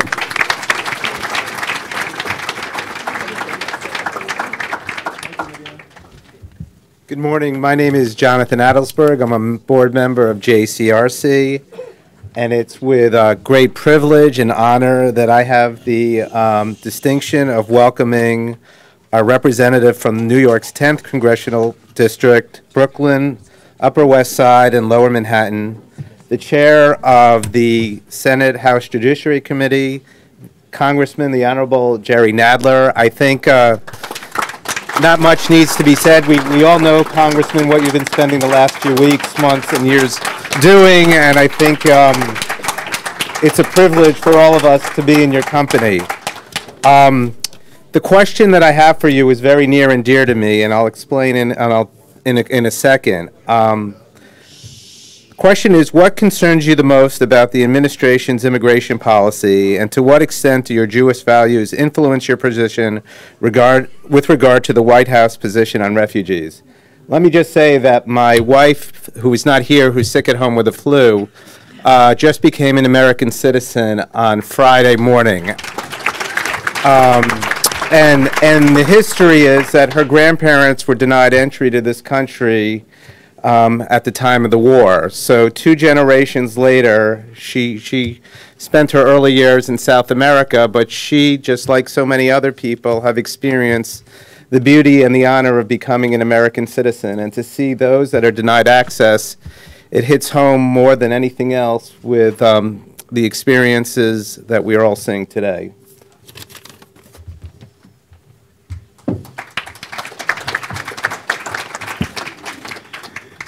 Thank you very much. Immigration policy is within the jurisdiction of the Judiciary Committee, which I chair, and we've been very active on that. And the administration's immigration policy sickens me. It is disgusting and immoral, and historically disgusting. When I was a child, so you asked about my Jewish origins of some of my opinions. When I was a child, I learned scripture. I learned Tanakh. And I learned that the most often repeated commandment, the most often repeated mitzvah in the Torah, 52 times it says it, is some variation of et hager lo tilchatz ki atem yadatem et nefesh hager ki gerim hayitem be'eretz Mitzrayim. You shall not oppress the stranger, for you know the soul of the stranger, for you were strangers in the land of Egypt. Do not oppress strangers, refugees, immigrants. The most often repeated command in the Bible, 52 times. I also know Jewish history. I know how the Jews were persecuted throughout Europe and the Middle East for 2,000 years. I know how this country's immigration policy evolved, and how often it was good and how often it was bad. I know that in 1924, a very anti-Semitic Congress passed the Immigration Act of 1924, which stayed on the books till 1965, which was directed specifically at halting Jewish immigration, also Italian and Southern European generally, but specifically Jewish immigration. And it worked. In 1924, there were 160,000 Jewish immigrants. In 1925, 5,000. It shut it off like a light bulb. The Almanac of American Politics says that if it hadn't been for that law and its enforcement, probably 2 million of the 6 million Jews who were murdered by the Nazis in the Shoah would have been safely in this country instead. And I know how during the 1930s, this country shut its doors to the Jews and to others, but the main desperate people at that time to get out of Europe, to get somewhere were Jews because of the Nazi persecution. And how the government of the United States was complicit, in effect, with the Nazis in murdering the Jews by shutting the doors. A lot of other governments too, but our government. And I know that after World War II, 1948, the United States government did a little tshuva, a little repentance, under the leadership of Eleanor Roosevelt, formulated the political asylum laws, got the United Nations, the very new United Nations, to pass the world laws on refugees and political asylum, guaranteeing people asylum, and how the United States passed laws at the same time for that purpose. And it sickens me. It sickens me to see the United States government under this administration perverting those laws and doing exactly what was done in the 1930s to the Jews, to other people, to people from Mexico or El Salvador and Myanmar or wherever, people who are fleeing terrible conditions, who are fleeing for their lives, and we are again shutting our doors because of racial prejudice. And it sickens me to see people like Jared Kushner and Stephen Miller, who ought to know better, spearheading these kinds of policies. And I know there are people who say, this is different. It's different than when we shut our doors to the victims of Nazi persecution in the 1930s. It is not different. It is exactly the same. V'ahavta l'reacha kamocha was not written just for Jews.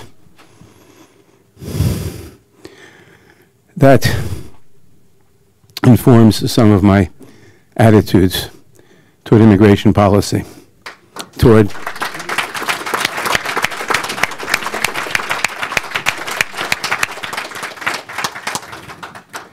a lot of policies. This country must learn from our history. We must learn from morality. And we've shut our eyes to it again. The history of this country is a history, in many, many ways, of 2 steps forward, 1 step back. And we've made progress. But we're in a period now of terrible. You know, when the Declaration of Independence was written, it said, all men are created equal.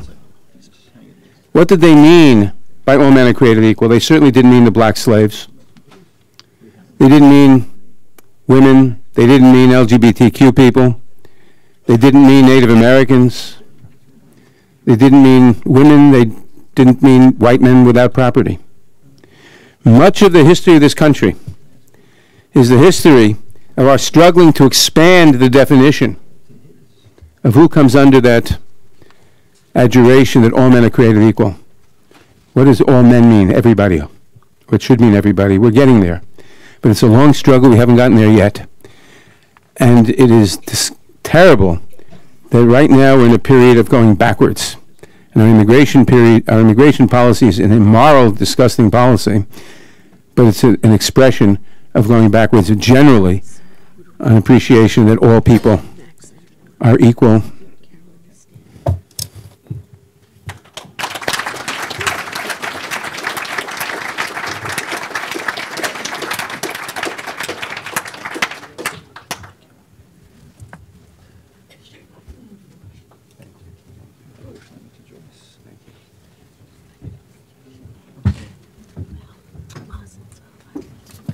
Good morning, everybody.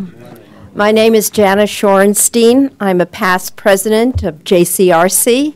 Very proud to have been one. Thank you.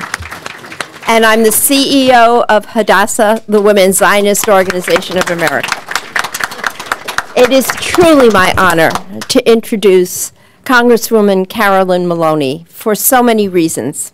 As you know, Congresswoman Maloney is Manhattan's East Side representative, the 12th District. But importantly, she's the first woman in history to have been to be the chairwoman of the House Committee on Oversight and Reform, and the first woman in history to be the vice chair of the Joint Economic Committee. So, ladies and gentlemen, please give her a round of applause.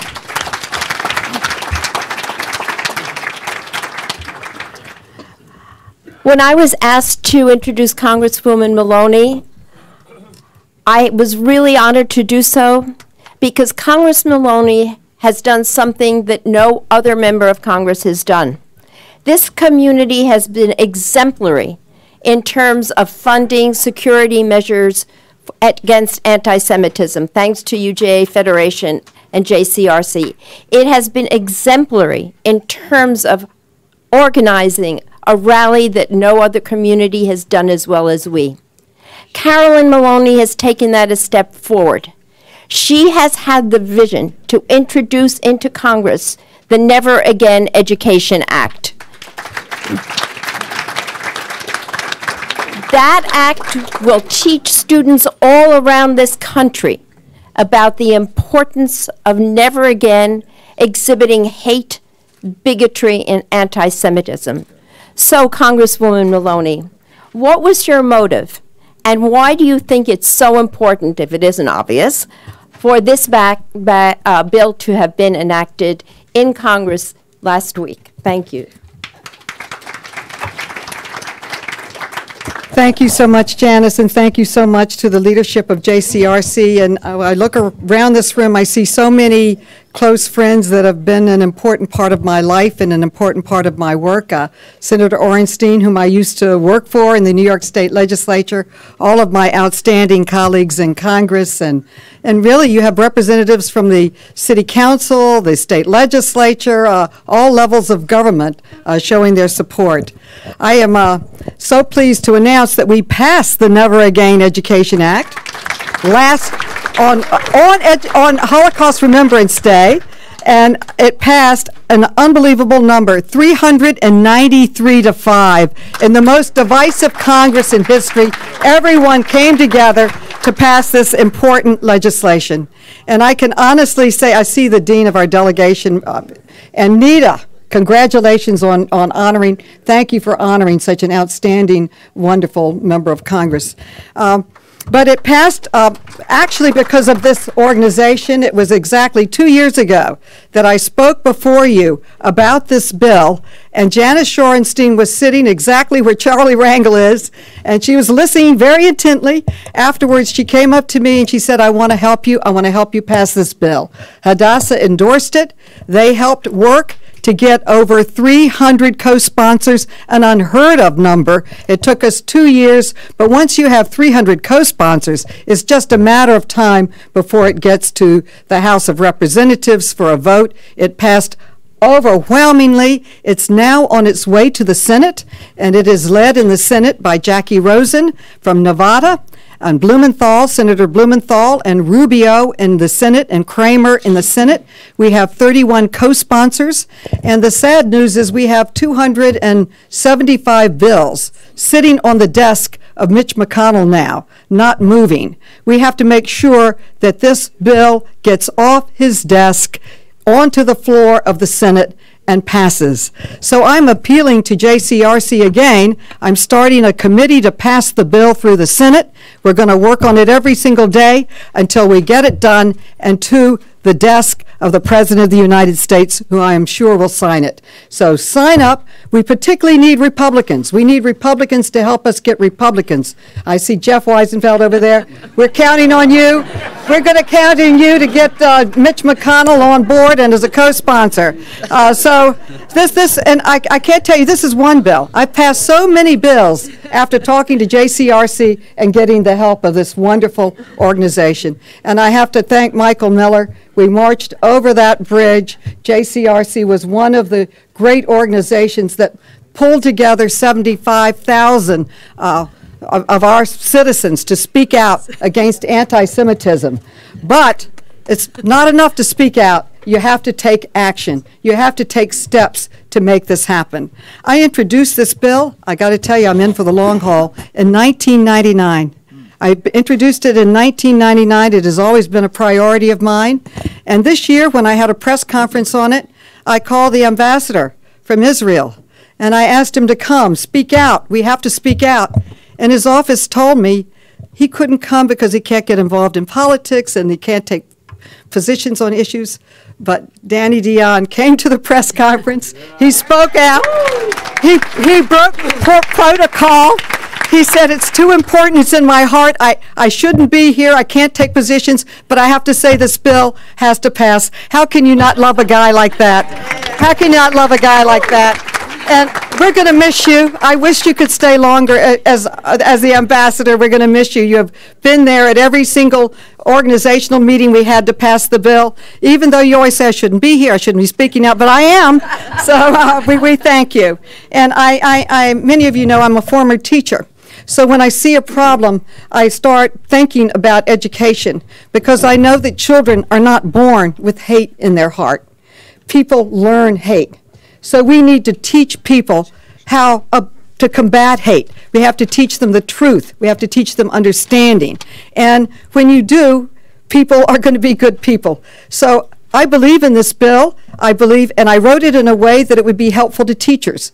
Teachers writing lesson plans are very hard, particularly on something as difficult as fighting bigotry and hatred. How do you teach that?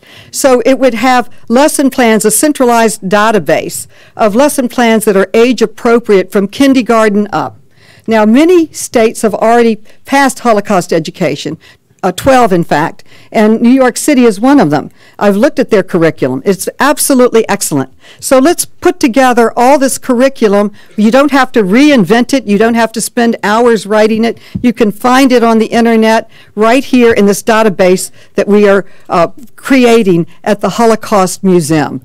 All of us should write them a letter and thank them for taking on this added responsibility, building on their already outstanding collection of information and history.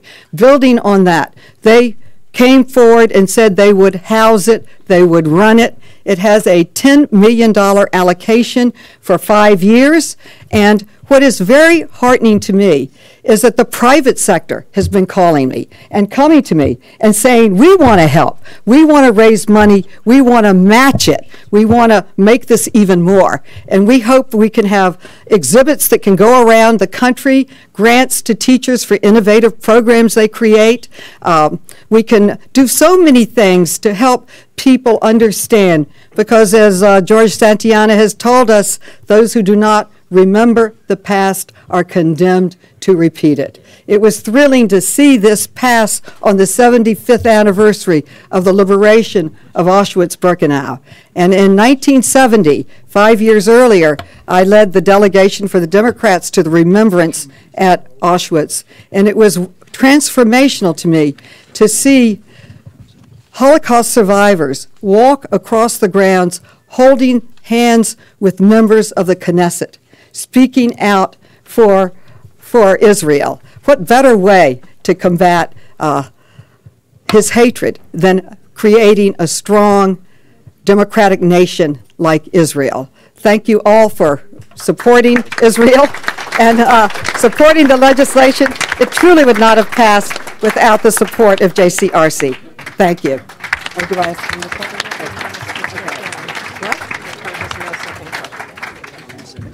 No, you. Sure. Go. Good morning, everyone. My name is Mark Wolf, and I'm a JCRC New York board member, vice president. I chair the security initiative for the community. We're going to make the introduction brief. The congressman knows I can go on, but last year it was this time when Senator Schumer came in, so we got one question in. We're going to probably answer all of them at one time. The congressman is the 11th district of Staten Island, South Brooklyn. He sits on the House Committee for Homeland Security, and as a comrade in arms, he's also a captain in the National Guard, Army National Reserve. So he does all of this while being a reservist. Max, you recently introduced a bill to study the threat of foreign white supremacist and neo-Nazi organizations. Can you talk a bit about the current state of anti-Semitism around the world and what you're doing to confront it? And I know in that time frame what we can be doing more, especially within social media, to also fight anti-Semitism. Thank you. How's everybody doing? Good morning. First of all, let me just say what an honor it is to be a part of this delegation, especially on this day to celebrate Chairwoman Lowy, who I just so look up to. I consider a mentor. Every second I've had to spend with you has been a true blessing. So I just want to give you another round of applause today. And it's amazing to see so much energy in the room this early. I recently saw the Speaker of the House zipping back and forth across the floor of Congress. I said, "Speaker, how do you have so much energy?" She said, "I eat dark chocolate and I'm Italian." I said, that's interesting, Speaker, because I'm Jewish, I love bagels, and I nap 3 times a day. So I'm glad everyone's pumped up this morning. So with that, let's segue very quickly to the issue of global terrorism. So often what we have seen in the face of instances like Poway and Pittsburgh, neo-Nazi rallies in Southern California by Rahm, Charlottesville, is we have called these isolated lone shooters, isolated incidents, and that could not be further from the truth. There is an emerging global neo-Nazi infrastructure that is deeply, deeply connected to what is happening here in the United States. We see organizations like the Base. The literal translation of Al-Qaeda is the Base. There's a neo-Nazi organization called the Base right here in America. Atomwaffen, strong connections to Eastern Europe as well as Western European neo-Nazi organizations. There's something called the Azov Battalion in Ukraine. It was a neo-Nazi militia that Ukraine integrated into its National Guard when Russia invaded. 20,000 foreign fighters, hundreds from the United States, have gone to fight with the Azov Battalion. That is, to put it into perspective, double the number of foreign fighters that went to go fight with the Mujahideen during the height of the Soviet Union's war in Afghanistan. So this is a problem we cannot afford to ignore. Ali Soufan, who was the only Arabic-speaking FBI agent in New York in the 90s, whom if the CIA had shared information with him about 9/11, he would have prevented 9/11. He says what we see with this global neo-Nazi movement is reminiscent of what Al-Qaeda looked like in the 80s. This is a movement that has anti-Semitism built into its DNA, inspiring anti-Semitic attacks across the world. So what do we need to do? First thing is we led a letter, many of the elected officials in this room joined it, calling on the Secretary of State to label these neo-Nazi organizations as the foreign terrorist organizations that they are. Terrorism is terrorism. Adam Waffen just put out a video where they mimicked Jihadi John. They held legally owned assault weapons. They burned the Israeli flag. They said, we're going to end the kike revolution. They called me out by name. Everything that they did is protected free speech in America today. Unfortunately, at the end, though, if they had said, Allah Akbar, all praise be to ISIS, based off of our current law, we could have jailed them for 20 to 30 years. That is wrong. It should not be in this country. If you are Muslim, we have one set of laws for you for terrorism, and if you're a white nationalist and a neo-Nazi, we are easier on you. That is unfair, and that is wrong to the Jewish community.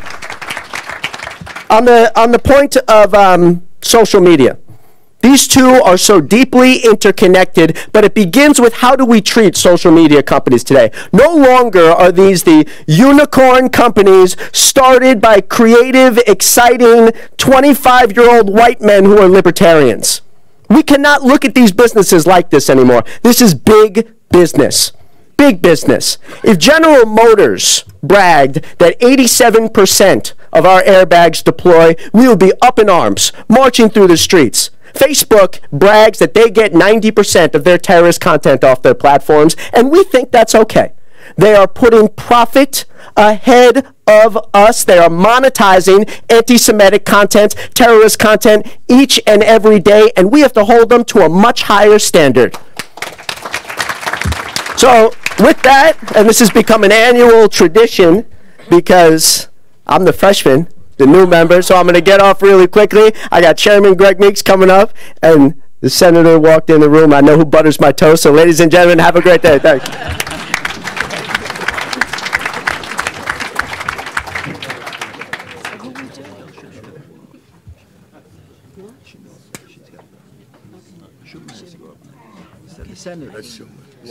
Okay.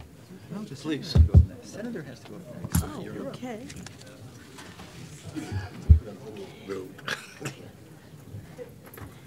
It gives us all great pleasure to bring up our good friend, New York State Senator, Democratic leader, Charles Schumer, who really needs no introduction. He is a tireless fighter for our people, for New York State.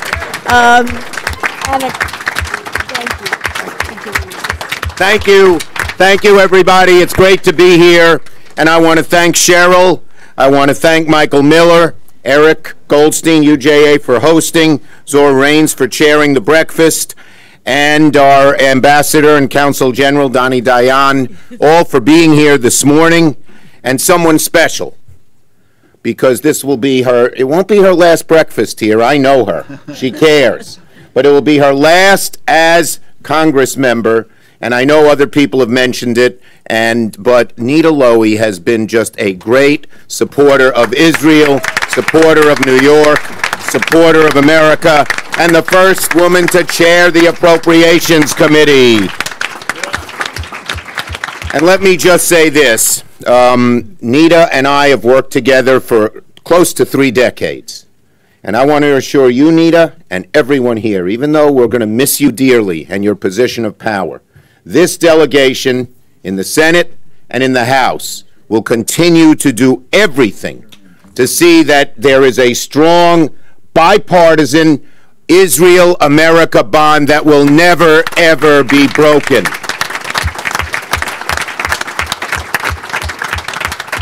It is so important that we continue to support our ally Israel, now more than ever in all these tumultuous times, but nothing will break that bond. The bond that you have had, I have had, and our whole delegation has had, and I thank our entire delegation. Greg Meeks is here, and so many others. Zach was here. I'm sure they're all out here. Thank you. Now, let me just say, and I want to follow up on what Zach said. I don't think there's been a year in all the years I've lived in America that we're more worried about anti-Semitism. There was a long period of time where we thought it's over there, here, there, everywhere, but not here. And now we are all truly worried. And it's not just in other parts of the country. We saw what happened in Muncie. We saw what happened in Jersey City. And as Zach mentioned, these are not in isolation.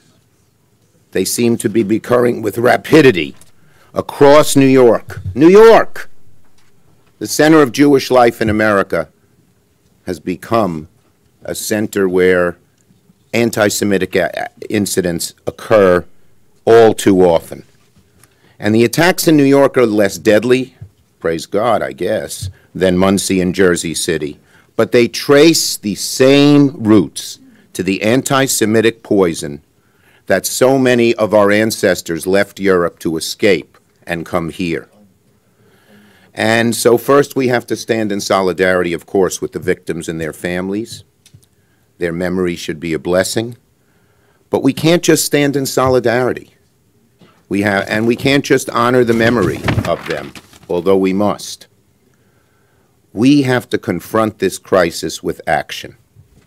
And first, I want to really commend the JCRC for that great march, which I was proud to participate. People of every different background walking over the bridge and saying, we are not going to be silent.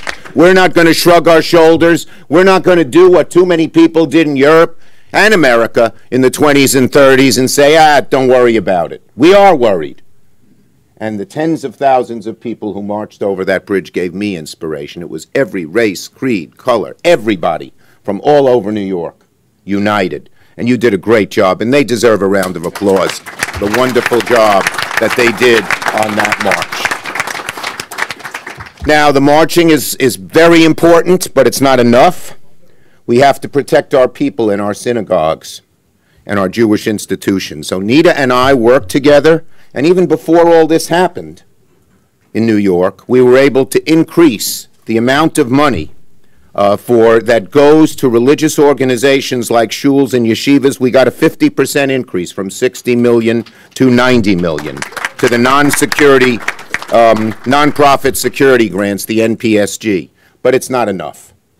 It's not enough. So this year we're going to be working on quadrupling it to $360 million. And I think we can get that done. We have to get it done. We also have to get our law enforcement more heavily involved. Hate crimes. There's not enough money. There's part of the Byrne Act, which I helped write, to money for federal law enforcement to go after hate crimes, but it's only at $10 million. We want to raise that to $100 million so that prosecutors, police, and others get federal assistance in going after hate crimes. New York City, the police department does a great job. But if you have a small community like Muncie, they need some help. And that's what this is supposed to do. I've also asked the FBI to do a top-to-bottom federal investigation of the attack and see if there are links. There are links in terms of the anti-Semitism that goes out on the internet and elsewhere. But the question is, are there direct links? We don't know, and we have to find that out, because that would be even a step beyond what we're doing. Okay? Now, we also have to not just spend our time on that. Tikkun olam, repairing the world, our deeds, our tzedakah, our deeds of kindness and charity must continue. We've always done that before. So as many of you know, you're mishpucha, so I always share my family things. My little grandson, Noah, turned 14 months. He learned to climb up the stairs and climb down the stairs. He's a genius. But also, since I last saw you, my parents had their 70th anniversary. He turned 96 on D-Day, on Flag Day. She turned 91 on D-Day, a blessing from God. He was an exterminator. He struggled his whole life, but he's got a sense of humor. He said, I'm 96. How bad could DDT have been?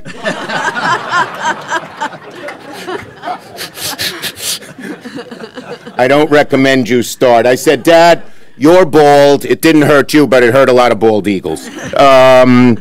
But seriously, when we think of the generations, we have to remember what society we're going to leave to Noah's generation.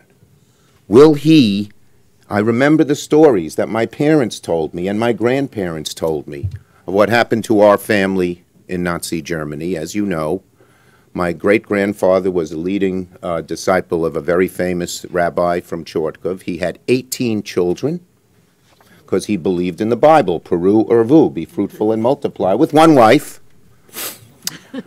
But they were poor because all they did, I told this to my Democratic caucus, all they could do was study. Couldn't be a farmer, couldn't be a carpenter.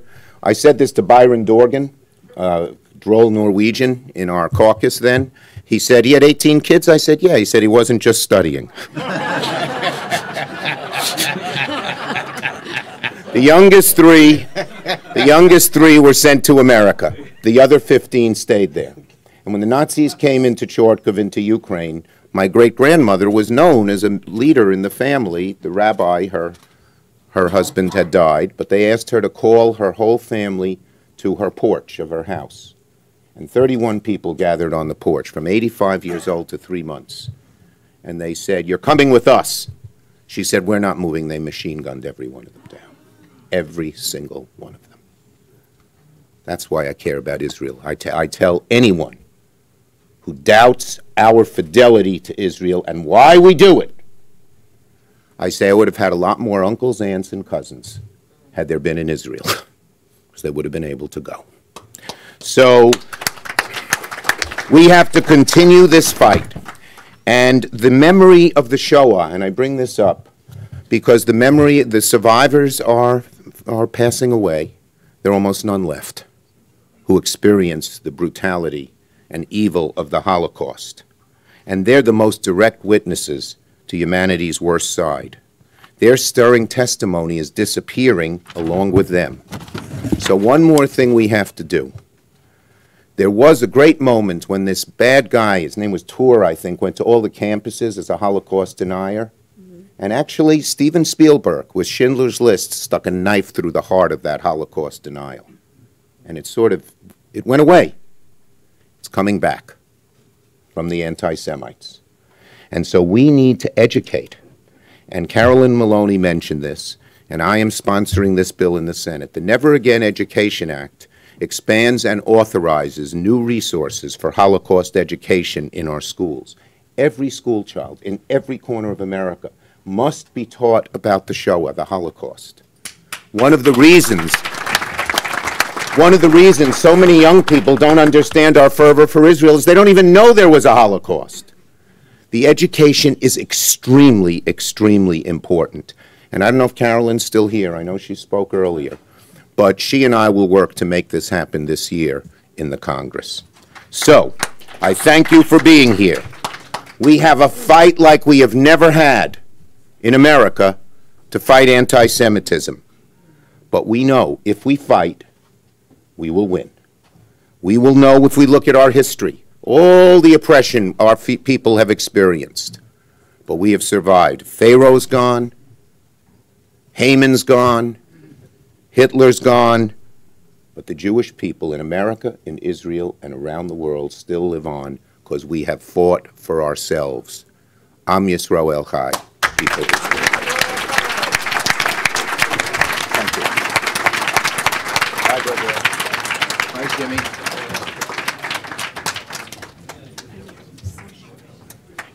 Thank you.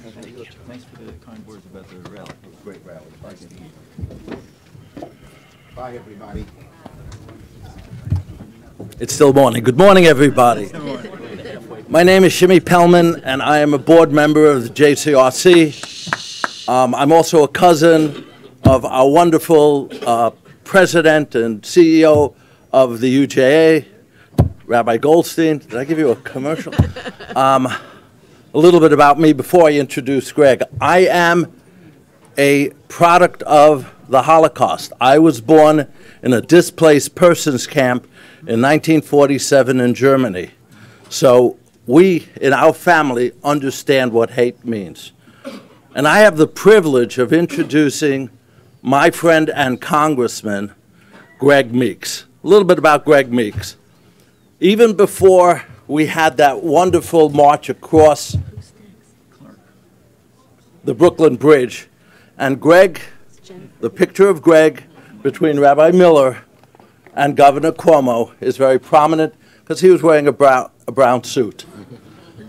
But before that, a year before that, after the Pittsburgh massacre, Greg Meeks and Grace Ming led an anti-Semitic delegation and informational meeting on Main Street in Kew Garden Hills. We understood, and they understood, how hate is starting to take over and that we have to combat it. A little bit about Congressman Meeks. He is also the Democratic District Representative and leader in Queens, and I am honored because I am a district leader in Queens and I work under him. Without further ado, one of the senior members of the Foreign Relations Committee, Congressman Greg Meeks. I was told I have to ask him a question. You know what? The question is about what he had sponsored, anti-BDS, and information about Israeli and Palestinian issues. Rather than read the whole question because it takes too time, he's read the question. He'll know the answer. Good morning, everybody. Good morning. So, Shimmy first said that I am the new Queens Democratic chair. So I want to know, is Queens in the house today? I see my Queens folks in the house. And I do, and I know she might have stepped out of the room, and I heard what Senator Schumer indicated about honoree Nita Lowey, who is and has been and will continue to be a strong and terrific fighter for Jews and people of Israel. But I want you to know that Nita Lowey is a fighter for all of humankind. She is a woman of distinction, and you could tell that by how she ran the Appropriations Committee. And no matter who you were or where you came from, no matter what your status was, she was interested in making your life better and helping mankind. So we are going to lose as chair of the Appropriations Committee a woman of honor, of distinction, and who is unmatched. I am happy that she'll be around here, but we're going to sorely miss Nita Lowey as chairwoman of the Appropriations Committee.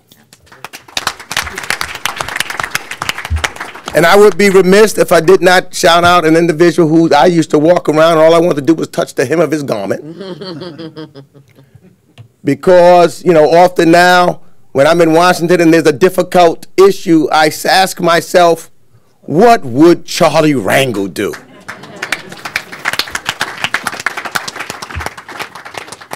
And indeed, Charlie's a part of not history just for African Americans. He is an integral part of American history. Yes. And he is known as the Lion of Lenox Avenue, but I also know him as an individual who I love and respect and honor and thank him for all that he's meant to me throughout my entire life. Thank you, Charlie. I was extremely moved today, and I know the questions that Shimmy was going to ask, but I was extremely moved by Jerry Nadler. And I was sitting and thinking as Jerry was talking, and I think that we all should make sure that we keep Jerry and Joyce in prayer. Yes.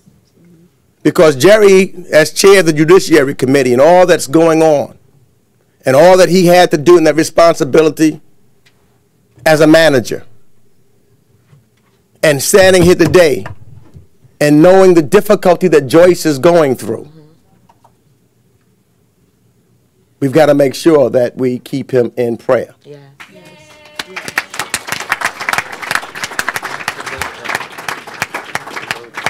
So the camera of history is rolling on us.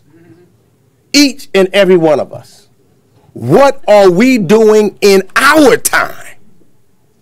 In our time. We've talked about and we've always mentioned what took place in the past and what people did or did not do. There's a challenge today as we see the rise of hatred and anti-Semitism. There's a challenge today to divide and put us apart. There's a challenge today to say that Israel should not exist. So the question is, are we going to be silent on the sideline?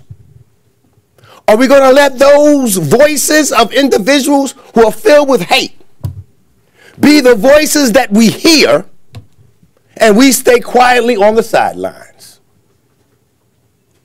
That's the challenge as I see for us today. And Chuck's granddaughter, who turned 14 months, like my granddaughter, who turned 14 months, will be looking back to see what did we do during our time. What did we do?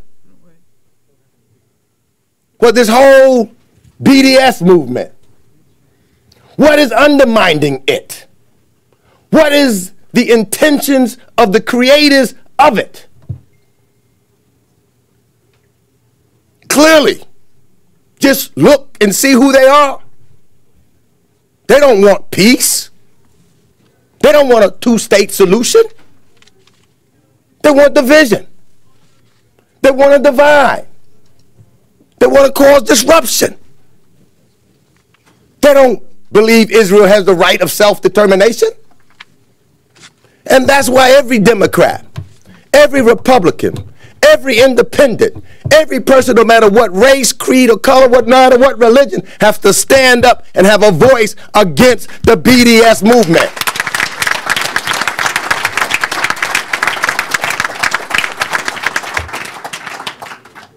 I've learned by traveling with the taskmaster, Michael Miller.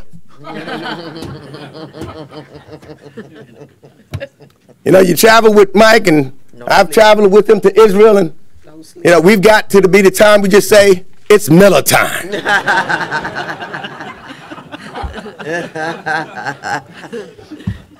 But what I learned on those trips was how can you negotiate, and this is connected directly to BDS. People are talking about negotiations. How can you negotiate if someone says you don't have the right to exist?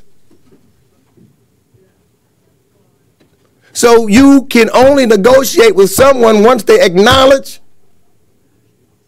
and agree that the state of Israel has the right to exist.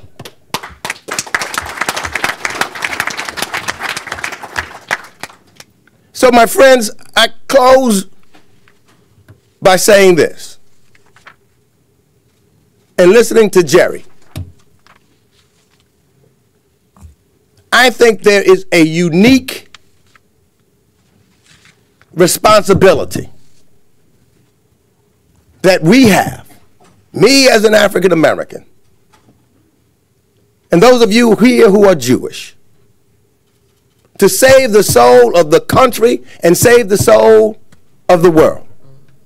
Because if you go through the history of what Jerry was talking about, we know better than most what hatred and persecution is all about.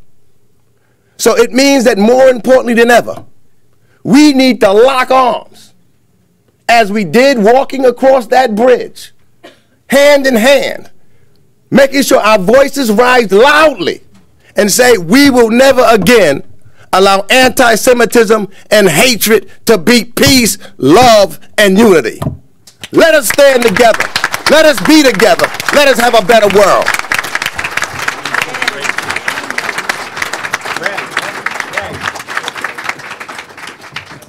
You're the county leader endorsing Ron Kim. him the BDS supplement for election. Have a bagel. Somebody get a bagel to Jeff. Good morning. My name is Jennifer Falk, and I am a member of the JCRC board as well. And I'm also co-chair and very proud to be the co-chair of the Celebrate Israel Parade. Please welcome, thank you. Please welcome our representative from New York's 9th District in Central Brooklyn and my home Congresswoman and Vice Chair of the Energy and Commerce Committee, Congresswoman Yvette Clarke. So, Congresswoman, both locally and nationally, we've seen an unprecedented surge in anti-Semitic attacks, from hate crimes in your district, which includes Jewish communities in Crown Heights, Flatbush, Sheepshead Bay, and others, to the massacres in Pittsburgh, San Diego, and Jersey City. Many Jews have expressed fear about publicly wearing their Stars of David and their kippas, even displaying Hanukkah candles during the holidays. Can you describe the federal government's role in combating hate, as well as any specific efforts you're involved with to ensure that no one should have to be fearful about being assaulted or attacked in their community?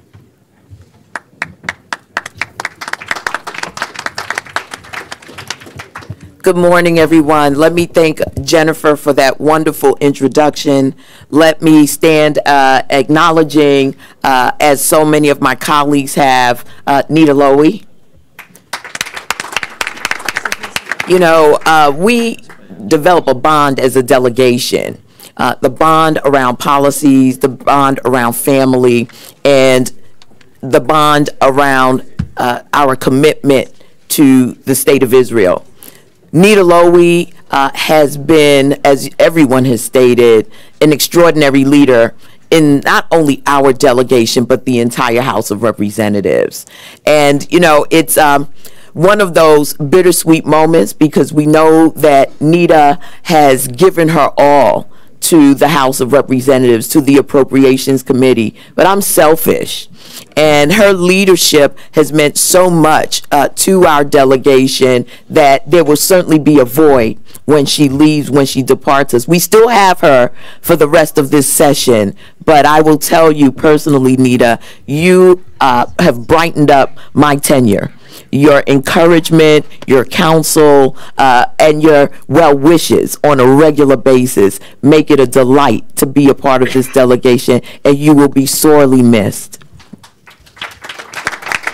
Of course, I want to acknowledge the Lion of Lenox, Charlie Rangel, who again was one of those individuals who welcomed me to Capitol Hill, who his leadership is going to be volumes written about that. And I hope you're writing another volume of your career as well, because indeed you not only have been a leader for the state of New York, but nationally, the legislation that you have been able to shepherd through have made such a tangible difference in the lives of all Americans. We owe you a debt of gratitude for your service to our nation as well. Thank you so much. Let me acknowledge any of my colleagues who are still here. I might be wrapping up this show, but I do want to acknowledge Ambassador Danny Dagnon and the diplomatic corps who are here. And let me acknowledge, of course, our Michael Miller and our board of directors. You know, I come from Central Brooklyn. Yes. I was born and raised in Central Brooklyn. I live on the same block that I grew up on. The house that I live in today is the house that my parents bought when I was born. They're my landlords. And I say all of that to say that, you know, I think I discussed this at our last gathering, but it's worth repeating. When you are in a community as diverse as Central Brooklyn, the exchange of cultural values, the exchange of traditions is something to be embraced. What I found is that unfortunately, there has been a break from that tradition.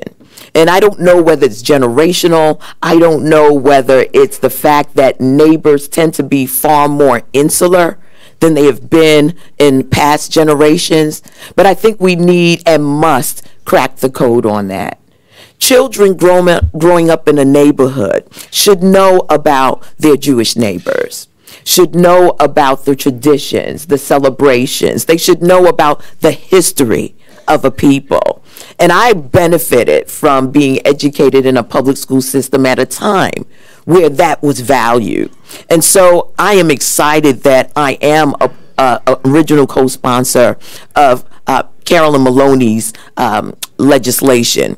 That legislation will not only reinforce what we need to know in terms of educating our children, or what our children need to know, but it will also reinforce it on a national scale, because Brooklyn is home to so many Jewish Americans that we cannot afford to have any incidents whatsoever of anti-Semitism and of attacking our fellow neighbors.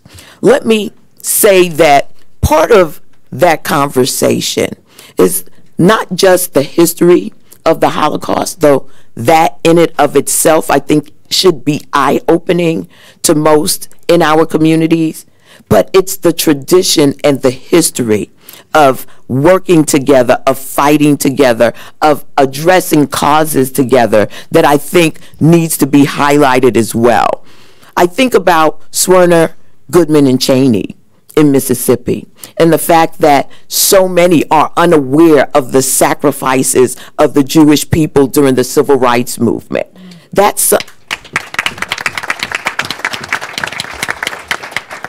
is something that must be elevated in a time like this. So many of us take our rights for granted, but so many put their lives on the line to make sure that we could live in a society that embraces all of us in all of our manifestations. And so I am dedicated to making sure that we have a comprehensive educational curriculum that is a reflection of all that we have done together, elevating one another's humanity.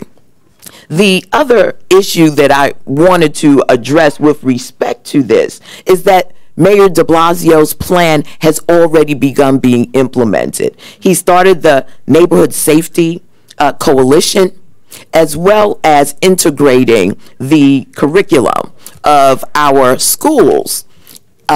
And that program has already begun with hate crime awareness workshops. I received a call from one of my constituents whose child was in the 6th grade, and just, I would say it was either last week or this week, because all of our days run into each other, I saw the curriculum in effect.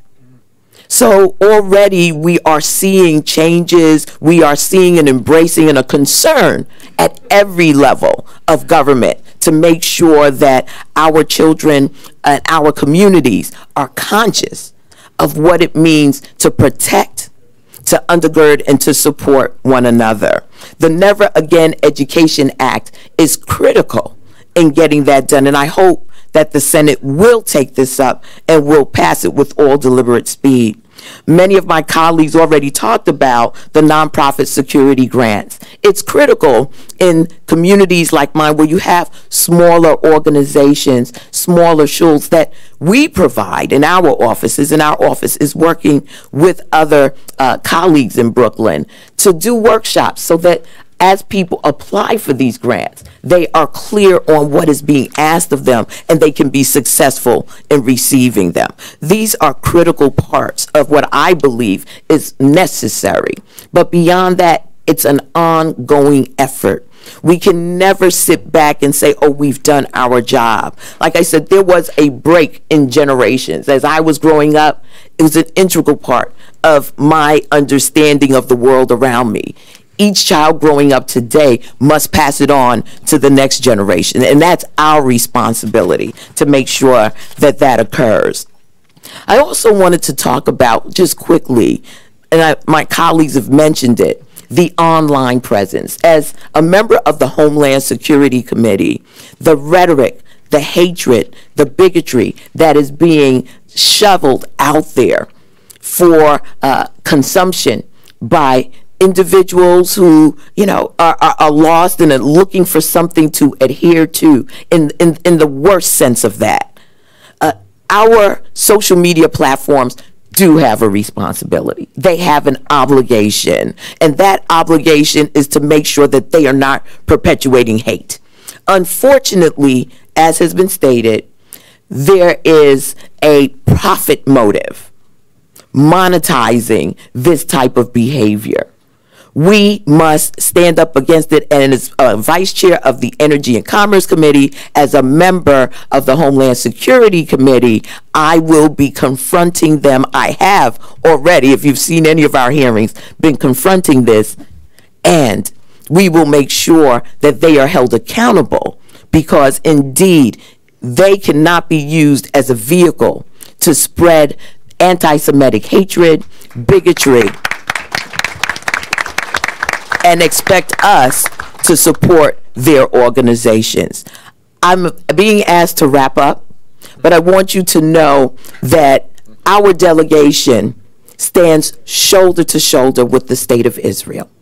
We recognize the challenges of the moment. We recognize the challenges internationally with anti-Semitism on the rise in every corner of the globe.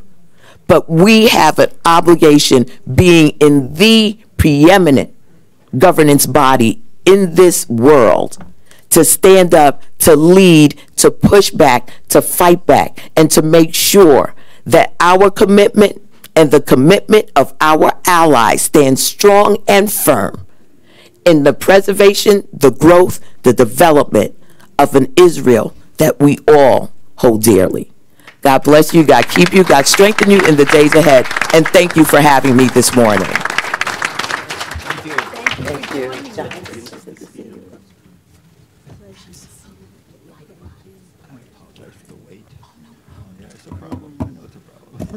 you. Good morning. My name is Charles Temmel, and I have the privilege of being the immediate past president of the JCRC. I'd like to also recognize my fellow past president, Janice Shorenstein. Congressman Espelot, who is our next speaker, represents the 13th District, the Bronx, Harlem, Washington Heights, is a member of the House Foreign Affairs Committee, and as an experienced member of the House, he's had the patience to sit here as his colleagues have spoken to us. But it is indeed a privilege to have him speak to us.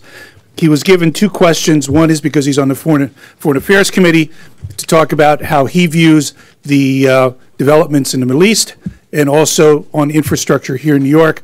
Congressman, I'm going to leave it to you to answer whichever question you want, but we're very grateful for your patience and for being here this morning. Muchísimas gracias. Gracias. Good morning, everybody. Good morning. I guess I must be the Mariano Rivera of this breakfast, right? And no one is stealing the signs here. Well, I'm happy to be here this morning. Nita, you ought to see her at work. Congressman Rangel, who's my predecessor, the line of Lenox Avenue. You know, the Appropriations Committee is a very complex committee. It has all the funding there. And so everybody's scrapping to get their own projects in there. And it's a huge document, and she does it with expertise and grace, and she chops up those Harvard-trained lawyers like she's having brunch with them, yeah? Not lunch, brunch. And so we're going to miss her. I always try to sit next to her. Maybe I could slip her a note about my projects every once in a while.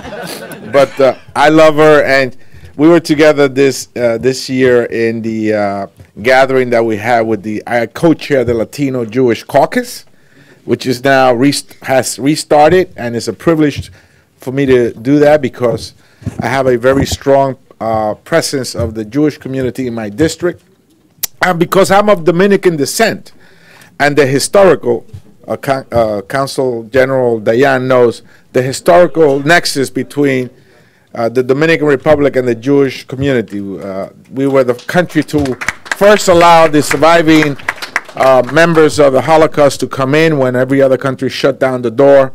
And as a result of that, you now have a bunch of Antonio Cohens and Altagracia Goldsteins all over the island. And so we have a very strong and intricate connection, and I think that that caucus will now do a lot to foster greater relationship between the Latino community and the Jewish community, and tackle major important issues, such as, for example, the presence of Hezbollah in Latin America. Many of you may not know that they're right there in our backyard. They're a hop, skip, and a jump from us right there in Latin America, in Venezuela. And we've seen what happened in Argentina, right? And so there's, even in Trinidad and Tobago, there's been allegations of terrorist cells there training there, right there in the Caribbean, right? And so we must come together to denounce this and denounce the anti-Semitism that has unfortunately been seen in Latin America for some years now. And I think this caucus, the Latino Jewish caucus, which is bipartisan in scope, will be able to do that job. And so this is a great challenge. I was asked about a very easy question, right? Peace in the Middle East, right? Well, Mariano Rivera had a nice slider, but he also had a fastball, right? And so, look, I'll be straight with you and say that the president's peace plan, I think, provides some provisions that are very interesting and a template for the beginning of a discussion, such as, for example, land swaps and the potential for a demilitarized Palestine. Those are critical issues. But they must be done in a multilateral way. They cannot be done in a unilateral way. And I agree with Chairman Nadler, Chairman Engels, and also Senator Menendez, that if we are to have peace in the Middle East, which is our goal, and we must never negotiate the safety and security of Israel under any plan whatsoever. But it must be done in a multilateral way that's sustainable, that's real, that will lead to a real agreement that will not be broken by the other side. So I am in support of looking at it and studying it and taking from it the provisions that I think unite us, and then having a discussion about those that we disagree on, and making sure that both sides are at the table, not just one side. And I think that's the great challenge here. But it is a start. We must never sort of negate or ignore any plan that's brought to the table, because many of them have meritorious provisions in it that will lead to a real and lasting peace in the Middle East and the secure safety of Israel. We must continue to ensure that we provide Israel with the funding that is necessary to allow for the Iron Dome to continue to be a safety mechanism there for the people of Israel. We must continue to provide funding for the military of Israel. We must continue to ensure that we denounce any attempt in the region to undermine the historical importance of the State of Israel. So that's my answer regarding that. The other one is an easy one. The other one is sort of like a bases loaded, no out situation. As you can see, I'm a baseball fan. But I'm not a shortstop, right? So the other one is about infrastructure. And my predecessor, Charlie Rangel, and I have been working on a very important project. Carolyn Maloney is gone. She was here earlier. And she was sort of like the queen of the Second Avenue, the first phase of the Second Avenue subway, right? Which was an important project because for many years, subway stations were not built. And in fact, the East Side was a transportation desert. People that lived on York Avenue had to walk all the way up to Lexington Avenue. And the Lexington Avenue line was the most crowded line in the world, perhaps, even a lot more crowded than some of the lines in Japan, right?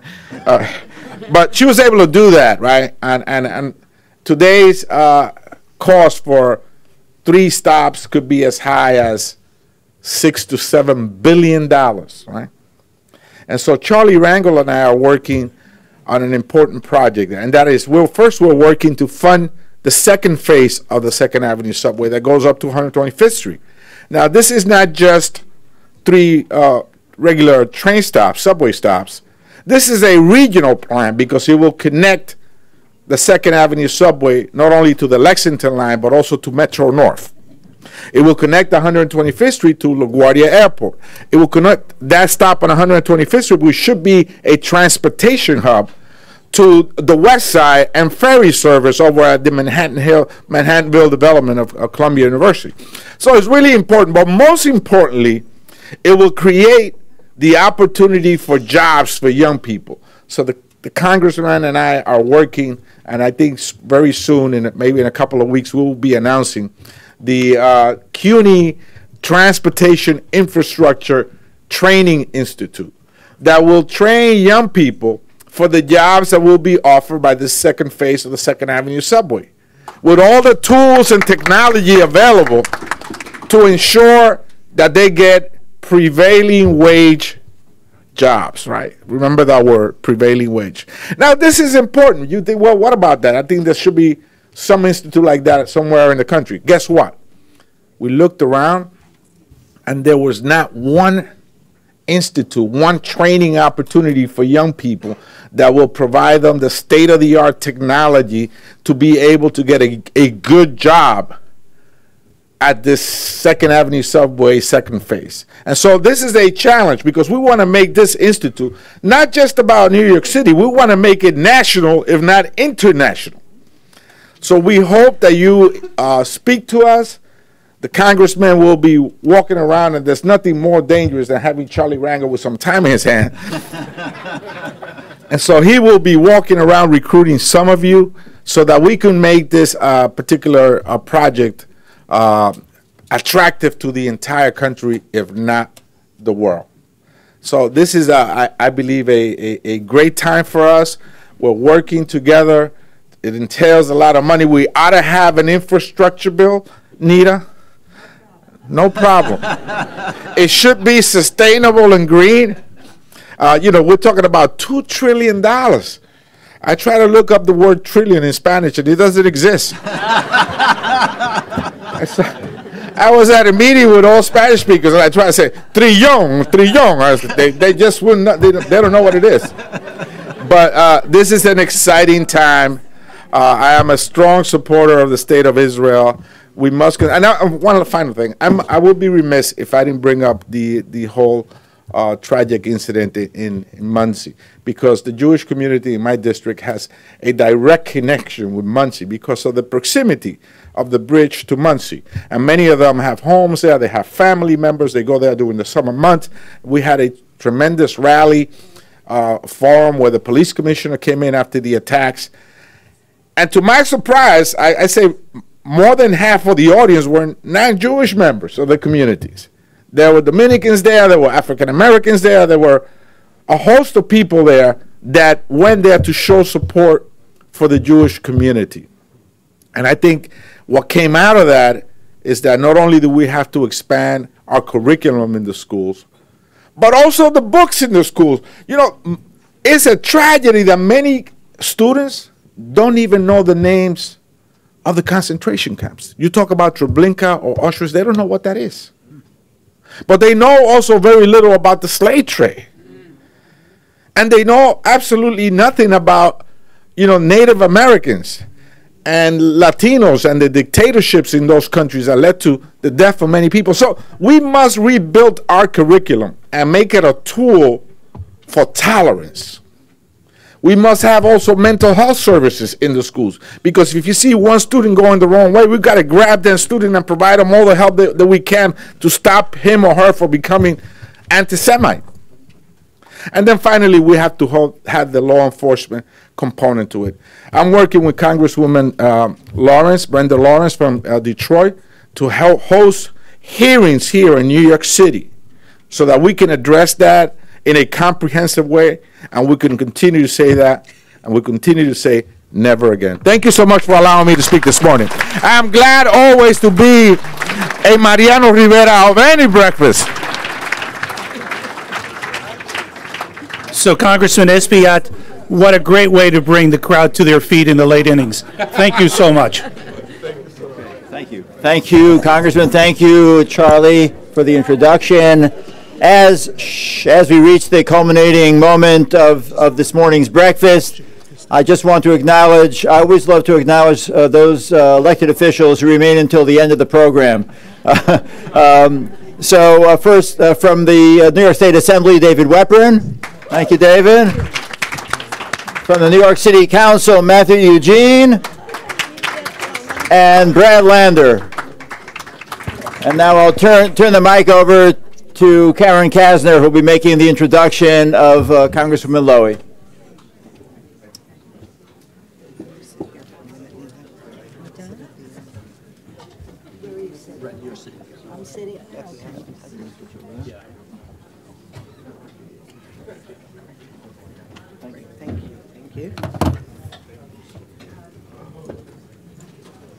Good morning.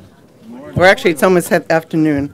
My name is Karen Kasner, and I'm a member of the board of JCRC, as well as UJA Federation of New York.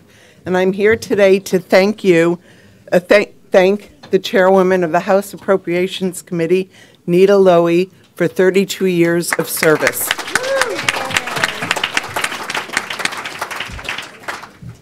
Chairwoman Lowy is a strong advocate for women, children, and families, a champion of education throughout her career, and has made great strides in supporting public health, improving public safety, and enhancing the role of women in development. Representing New York's 17th District in Westchester County, she has been a strong voice for Jewish women and Israel in Congress, particularly as chairwoman of the Foreign Operations Subcommittee. Her passionate and strong voice, consistently advocating for the Jewish people both here in New York and in Israel by combating anti-Semitism and promoting the two-state solution and peace between Arabs and Jewish people is unparalleled. And significantly, she has been a very good friend to myself, my husband Jay, and our family, now for decades. Her husband Steve, who we've also known for a long, long time, shared with me something actually last weekend as well as this morning that I think is really poignant, and I want to share with you is how significant and dear a leader she's been to us, a friend, and we are going to dearly miss her and we'll continue to look for her for her guidance. Dear Nita, as you begin your last year in Congress, please allow me to express my personal gratitude for the friendship you exhibited to the state of Israel. I'm very broken up. Throughout your impressive tenure as Congresswoman.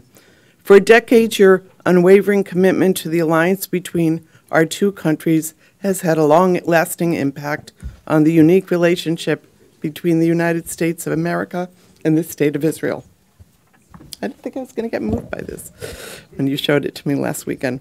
Your help in providing military and civilian assistance over the years and your efforts to preserve American bipartisan support for Israel, your firm stance against BDS, and votes in favor of sanctions on Iran and Hezbollah all are to be commended. On behalf of the people of Israel, please accept my thanks for your candor and your friendship. I wish you much success in your next chapter of your life. With deepest appreciation, Benjamin Netanyahu.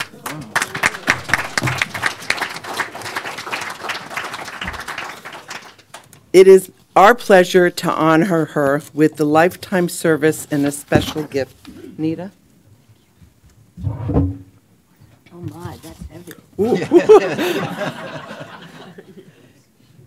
Honorable Nita Lowy, United States Representative, in recognition of your exemplary service and dedication to the welfare of the New York Jewish community in the State of Israel, Jewish Community Relations Council of New York, 2020 Congressional Breakfast, February 9th, 2020.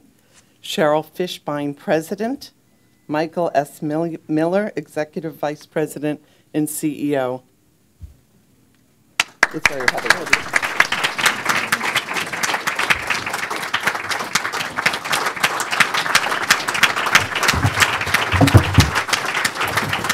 Well. We'll do a photo first. Oh, good. Which way? Right here. Are we all here? Yeah, we're all here.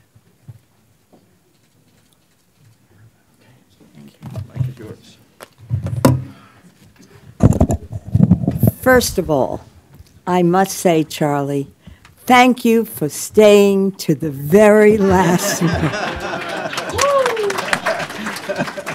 Charlie has always been our leader, our friend, an eloquent speaker, and a determined fighter for everything that's right, not only here in our community, not only in the United States of America, but around the world. So in accepting this award, I want to really thank you very, very much for your patience staying to the end, but for your leadership. And I know you're still working to make wrongs right and to serve all of us here in this community, in the United States of America and around the world. So thank you for being here. Michael, Cheryl, Karen, oh my goodness, Eric, you just disappeared someplace. I'm looking, Charlie, I didn't even see you. I'm not going to acknowledge, I'll use my couple of minutes if I do, all the friends in this room, but there are so many friends. And for those of you who are not aware, I now represent Westchester County and Rockland County, the home of this horrific, horrific attack that took place. But my district has changed 3 times in 30 years. It'll now be, when I retire, 32 years. So I know I heard the name Karen Kaslowitz. I haven't seen, where's Karen? Are you still here, Karen? She might have left. Any event, so many I'm not going to call out anyone else, so many friends, I'll get into difficulty, so many Queens friends, Manhattan friends, Westchester, Rockland. I really appreciate your friendship and your support throughout the years. And frankly, for me, it has been such an honor to fight with you, for you, all these years. You know, it was a difficult thing. When I was elected head of the Appropriations Committee, obviously you're the boss. I can choose any subcommittee I want. And there's the Labor, Health, Human Service, Education Subcommittee, which funds education, health care, child care, after-school programs, all the things that I've been working on for a long time, $150 billion bill. And I said, do I take that and be the chair, or take the $55 billion bill that funds foreign operations, including the money for Israel? My heart came first. And this is why I've been the chair all these years for the committee that funds all the money we give to Israel. Some may say it's not enough.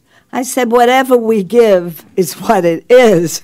And obviously we continue to fund so many of the programs that affect Israel and the Israel-United States relationship and our Jewish community here in the United States. So for me, it has really been an honor to be on the front line, because someone comes to you with a problem and immediately I say, okay, let's do something about it. That's what's exciting. You heard all my colleagues. Even though most of them are left, I think we should give them a big hand. We have such an incredible delegation, and you heard them speak. Not only are they outstanding, dynamic speakers, but as we all know, they are fighters. And when we saw Jerry, well, we won't get into that. In the last few weeks, he's had a bit of television time. But all of my colleagues have been such fighters and so effective, not only fighters for our community, not only fighters for the Jewish community, but for all that is good and necessary. And you can hear that eloquence. I am so proud of the New York delegation. And for me, as I said, Westchester, Rockland, Queens, I don't think I've had any of Manhattan or Brooklyn. And I'm not going to say that's to come because I am hanging it up. But I will continue to fight. I must say, just share a few more words with a recent trip. Nancy Pelosi and Elliot Engel and I and a few other members just came back from Auschwitz. And then we went on to Jerusalem. I've been there before. I've been to Auschwitz-Birkenau. But I must say, when we walk through and you see those cold slabs of stone, and for all of you who may not have been there and think this is where people slept, ate, depending on how much time they had, sometimes weeks, sometimes months, before we went into the next room and saw the shower, they really thought they were taking a shower. I don't have to go into more description because so many of you have been there, but how important it is for us to go, to understand, to continue to speak out and share it with our friends and neighbors, and not just our Jewish friends and neighbors, for all, and share it in our schools, and make sure our young people understand what happened, because too many people just don't get it. They didn't get the education, and they don't understand what happened. This was a very important trip led by the speaker. And some of you may not be aware, but Nancy Pelosi's father was a member of Congress. And she shared the letters and the speeches that he wrote and he gave on the floor of the House of Representatives, warning our colleagues, warning the White House. As the White House patiently stood by as millions of people, lives were ended. So how important it was that Nancy Pelosi led this delegation. And then we went to Jerusalem, of course, for this huge celebration at Yad Vashem. Now, I have to tell you, and it's an important point of what was going on. I've never been with so many kings in my life. When the master of ceremonies asked the kings to stand up, I don't think there was one queen, but asked the king, she wasn't actually a queen. What was her name, Steve? She was a consul general, to stand up. There were about 30 in there.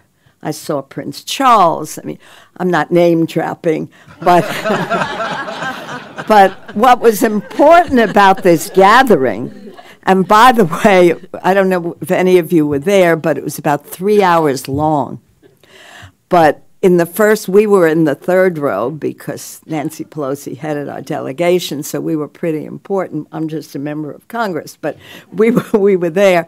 And in all the other rows, they had the kings, this one consul general, Putin was there, Prince Charles was there. It was quite a celebration, other than it being about 3 hours long. Pardon me? Governor General.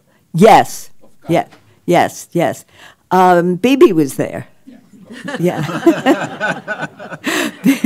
I didn't mean Bibi, of course, was there and welcomed us all. By the way, we also went, I'll skip and then go back to the celebration, the most incredible dinner hosted by the government of Israel, which was, by the way, he has a couple of restaurants in New York, I heard. I don't want to advertise, but it was the most, I've been to Israel dozens of times, but boy, Israel is with it. This was gourmet food. But he does have a restaurant in New York. So let me just say this commemoration with pictures, with music, some of the most horrible pictures you can think of, was so important. And I have been following up. I do hope that it is going to be televised, because I think everyone should see it and tell their neighbors they should see it, because it was an amazing presentation. And for me, It never can be repeated enough and enough. A few more words, because you've been all so polite and staying here to the end. But I've been one of the organizers of the Bipartisan Caucus on Anti-Semitism. And it is bipartisan, one of the few places where you do have some bipartisan activities, and I'm very proud of it. And we now have over 180 members of this caucus. And I wish I could say, we have the answers, you know, we have a caucus, members join it. That's the end. We can get rid of anti-Semitism. I've been in this Congress, as you know, 31, it'll be 32 years. I've never seen anything like this here in the United States of America, all around the world. The kind of hate, the kind of language, the kind of activities that are almost front page in the paper every other week. I mean, this is why this group, all of you here in the audience, are so important. Whether you are a public official, and everyone who's a public official was acknowledged, whether you are a leader in a Jewish organization or any local organization, we must continue to speak out, to organize, and make it clear that these activities, whether they're as a result of a Jewish organization or a non-Jewish organization, this is the United States of America. I just have to close by saying I grew up on Walton Avenue in the Bronx, New York. I was a member. I was a member of Young Israel of the Concourse, where we had our services. I even went to, I was the only girl who went to Hebrew high school. Oh, was I a goody two-shoe? The only one in the class. And in the Orthodox synagogue, you can't get bat mitzvahs. So my mother, it took me, when it was time to get bat mitzvah, I went to another synagogue. Well, long story, but any event. In those days, I took the subway to Bronx Science.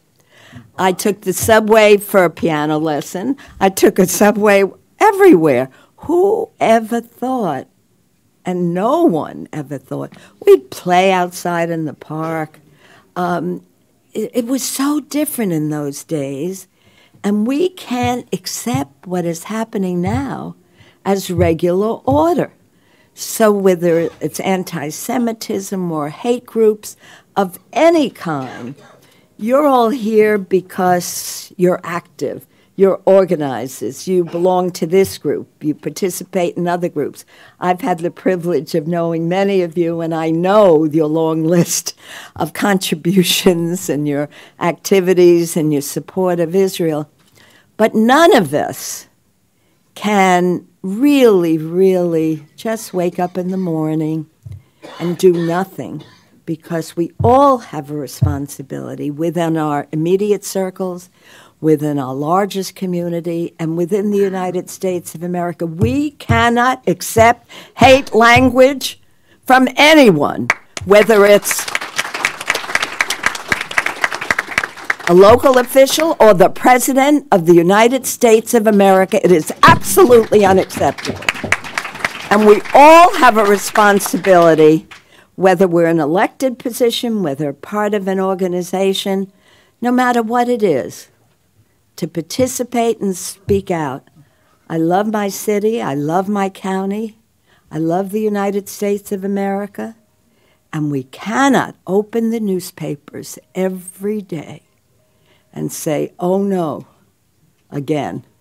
So we have to be sure that we continue to say never again for our Jewish community, but never again can we accept the violence and hate that is going on in all of our communities. So I must say thank you. I'm delighted that I was the last speaker, because I haven't heard all of my colleagues, right, Charlie? Boy, are they a great group. And we're all in different committees, and we all are active leaders. And for me, it's an honor to be honored. Thank you very much. Thank you. Ladies and gentlemen, this concludes the 2020 Congressional Breakfast. I want to thank all the members of Congress, certainly Nita Lowy as the outgoing member. We did invite Peter King to join us today, was unable to come. You heard from 12 members of Congress. A 13th was here but had to leave, and that's Sean Patrick Maloney. So please know that Sean Patrick Maloney was here. Thank the Free Synagogue of Flushing for their sponsorship. Round of applause for that. Thank you, Jonathan Greenspun, for serving as chair. Condolences to Zoya Raines on the loss of her sister. Thank you to the many board members who are here. To Rubenstein and Associates for handling the public relations around this event. And to our amazing staff. To our amazing staff. Marcy Fishman, Noam Gilbour, Jennifer Glick, Rebecca Grossman, David Pollack. We thank you all for being here. Hope you will be able to join us for our gala on March 31st and next year as well. Thank you to UJ Federation. Eric Goldstein was here from beginning to end. We're grateful for that. And take good care and have a wonderful winter, and Screen Connect comes sooner enough. Shalom to all. This is Michael Miller signing off.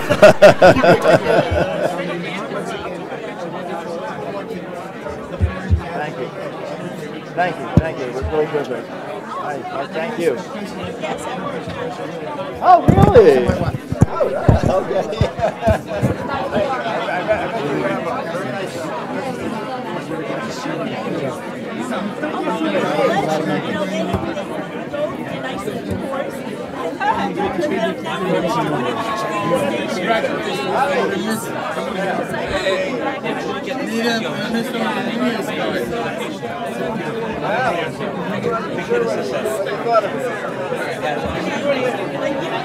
I wanted to say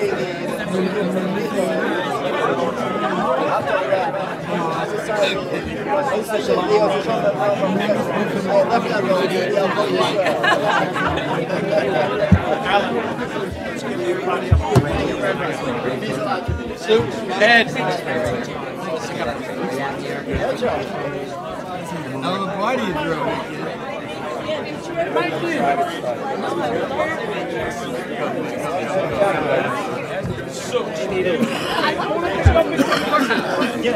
Yes. No exception.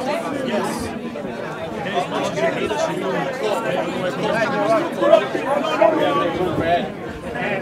All right, hold on. We gotta get Mike in there too. Yeah. Come on over here. We want Michael. Stand up and take a picture. Nicole, you got it? Stand up on the chair, girl.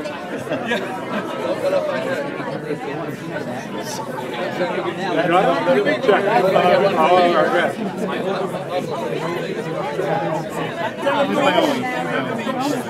Is it covering the lens? Michael. I'll be there in a minute. Put your hands up higher, honey. Can everyone stay right here? I want to get one. We got the probe. Okay. Get out of the way. We got He's in really close. Okay. That's great. Okay. Everybody look right at me. One more time. Hang on. Don't move. That's it. Big smile. 1, 2, 3. Thank you. Okay, listen, we're in for next year.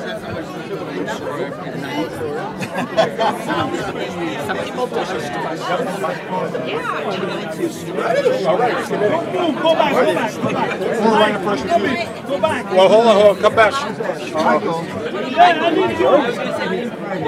One more time with Michael. Everybody looking here. You can look right here. I got you.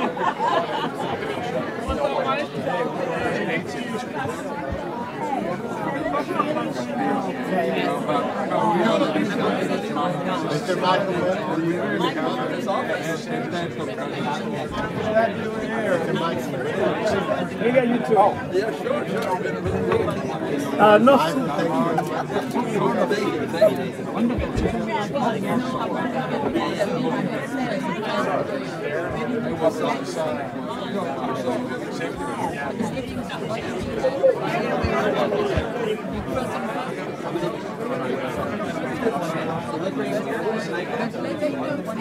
Michael.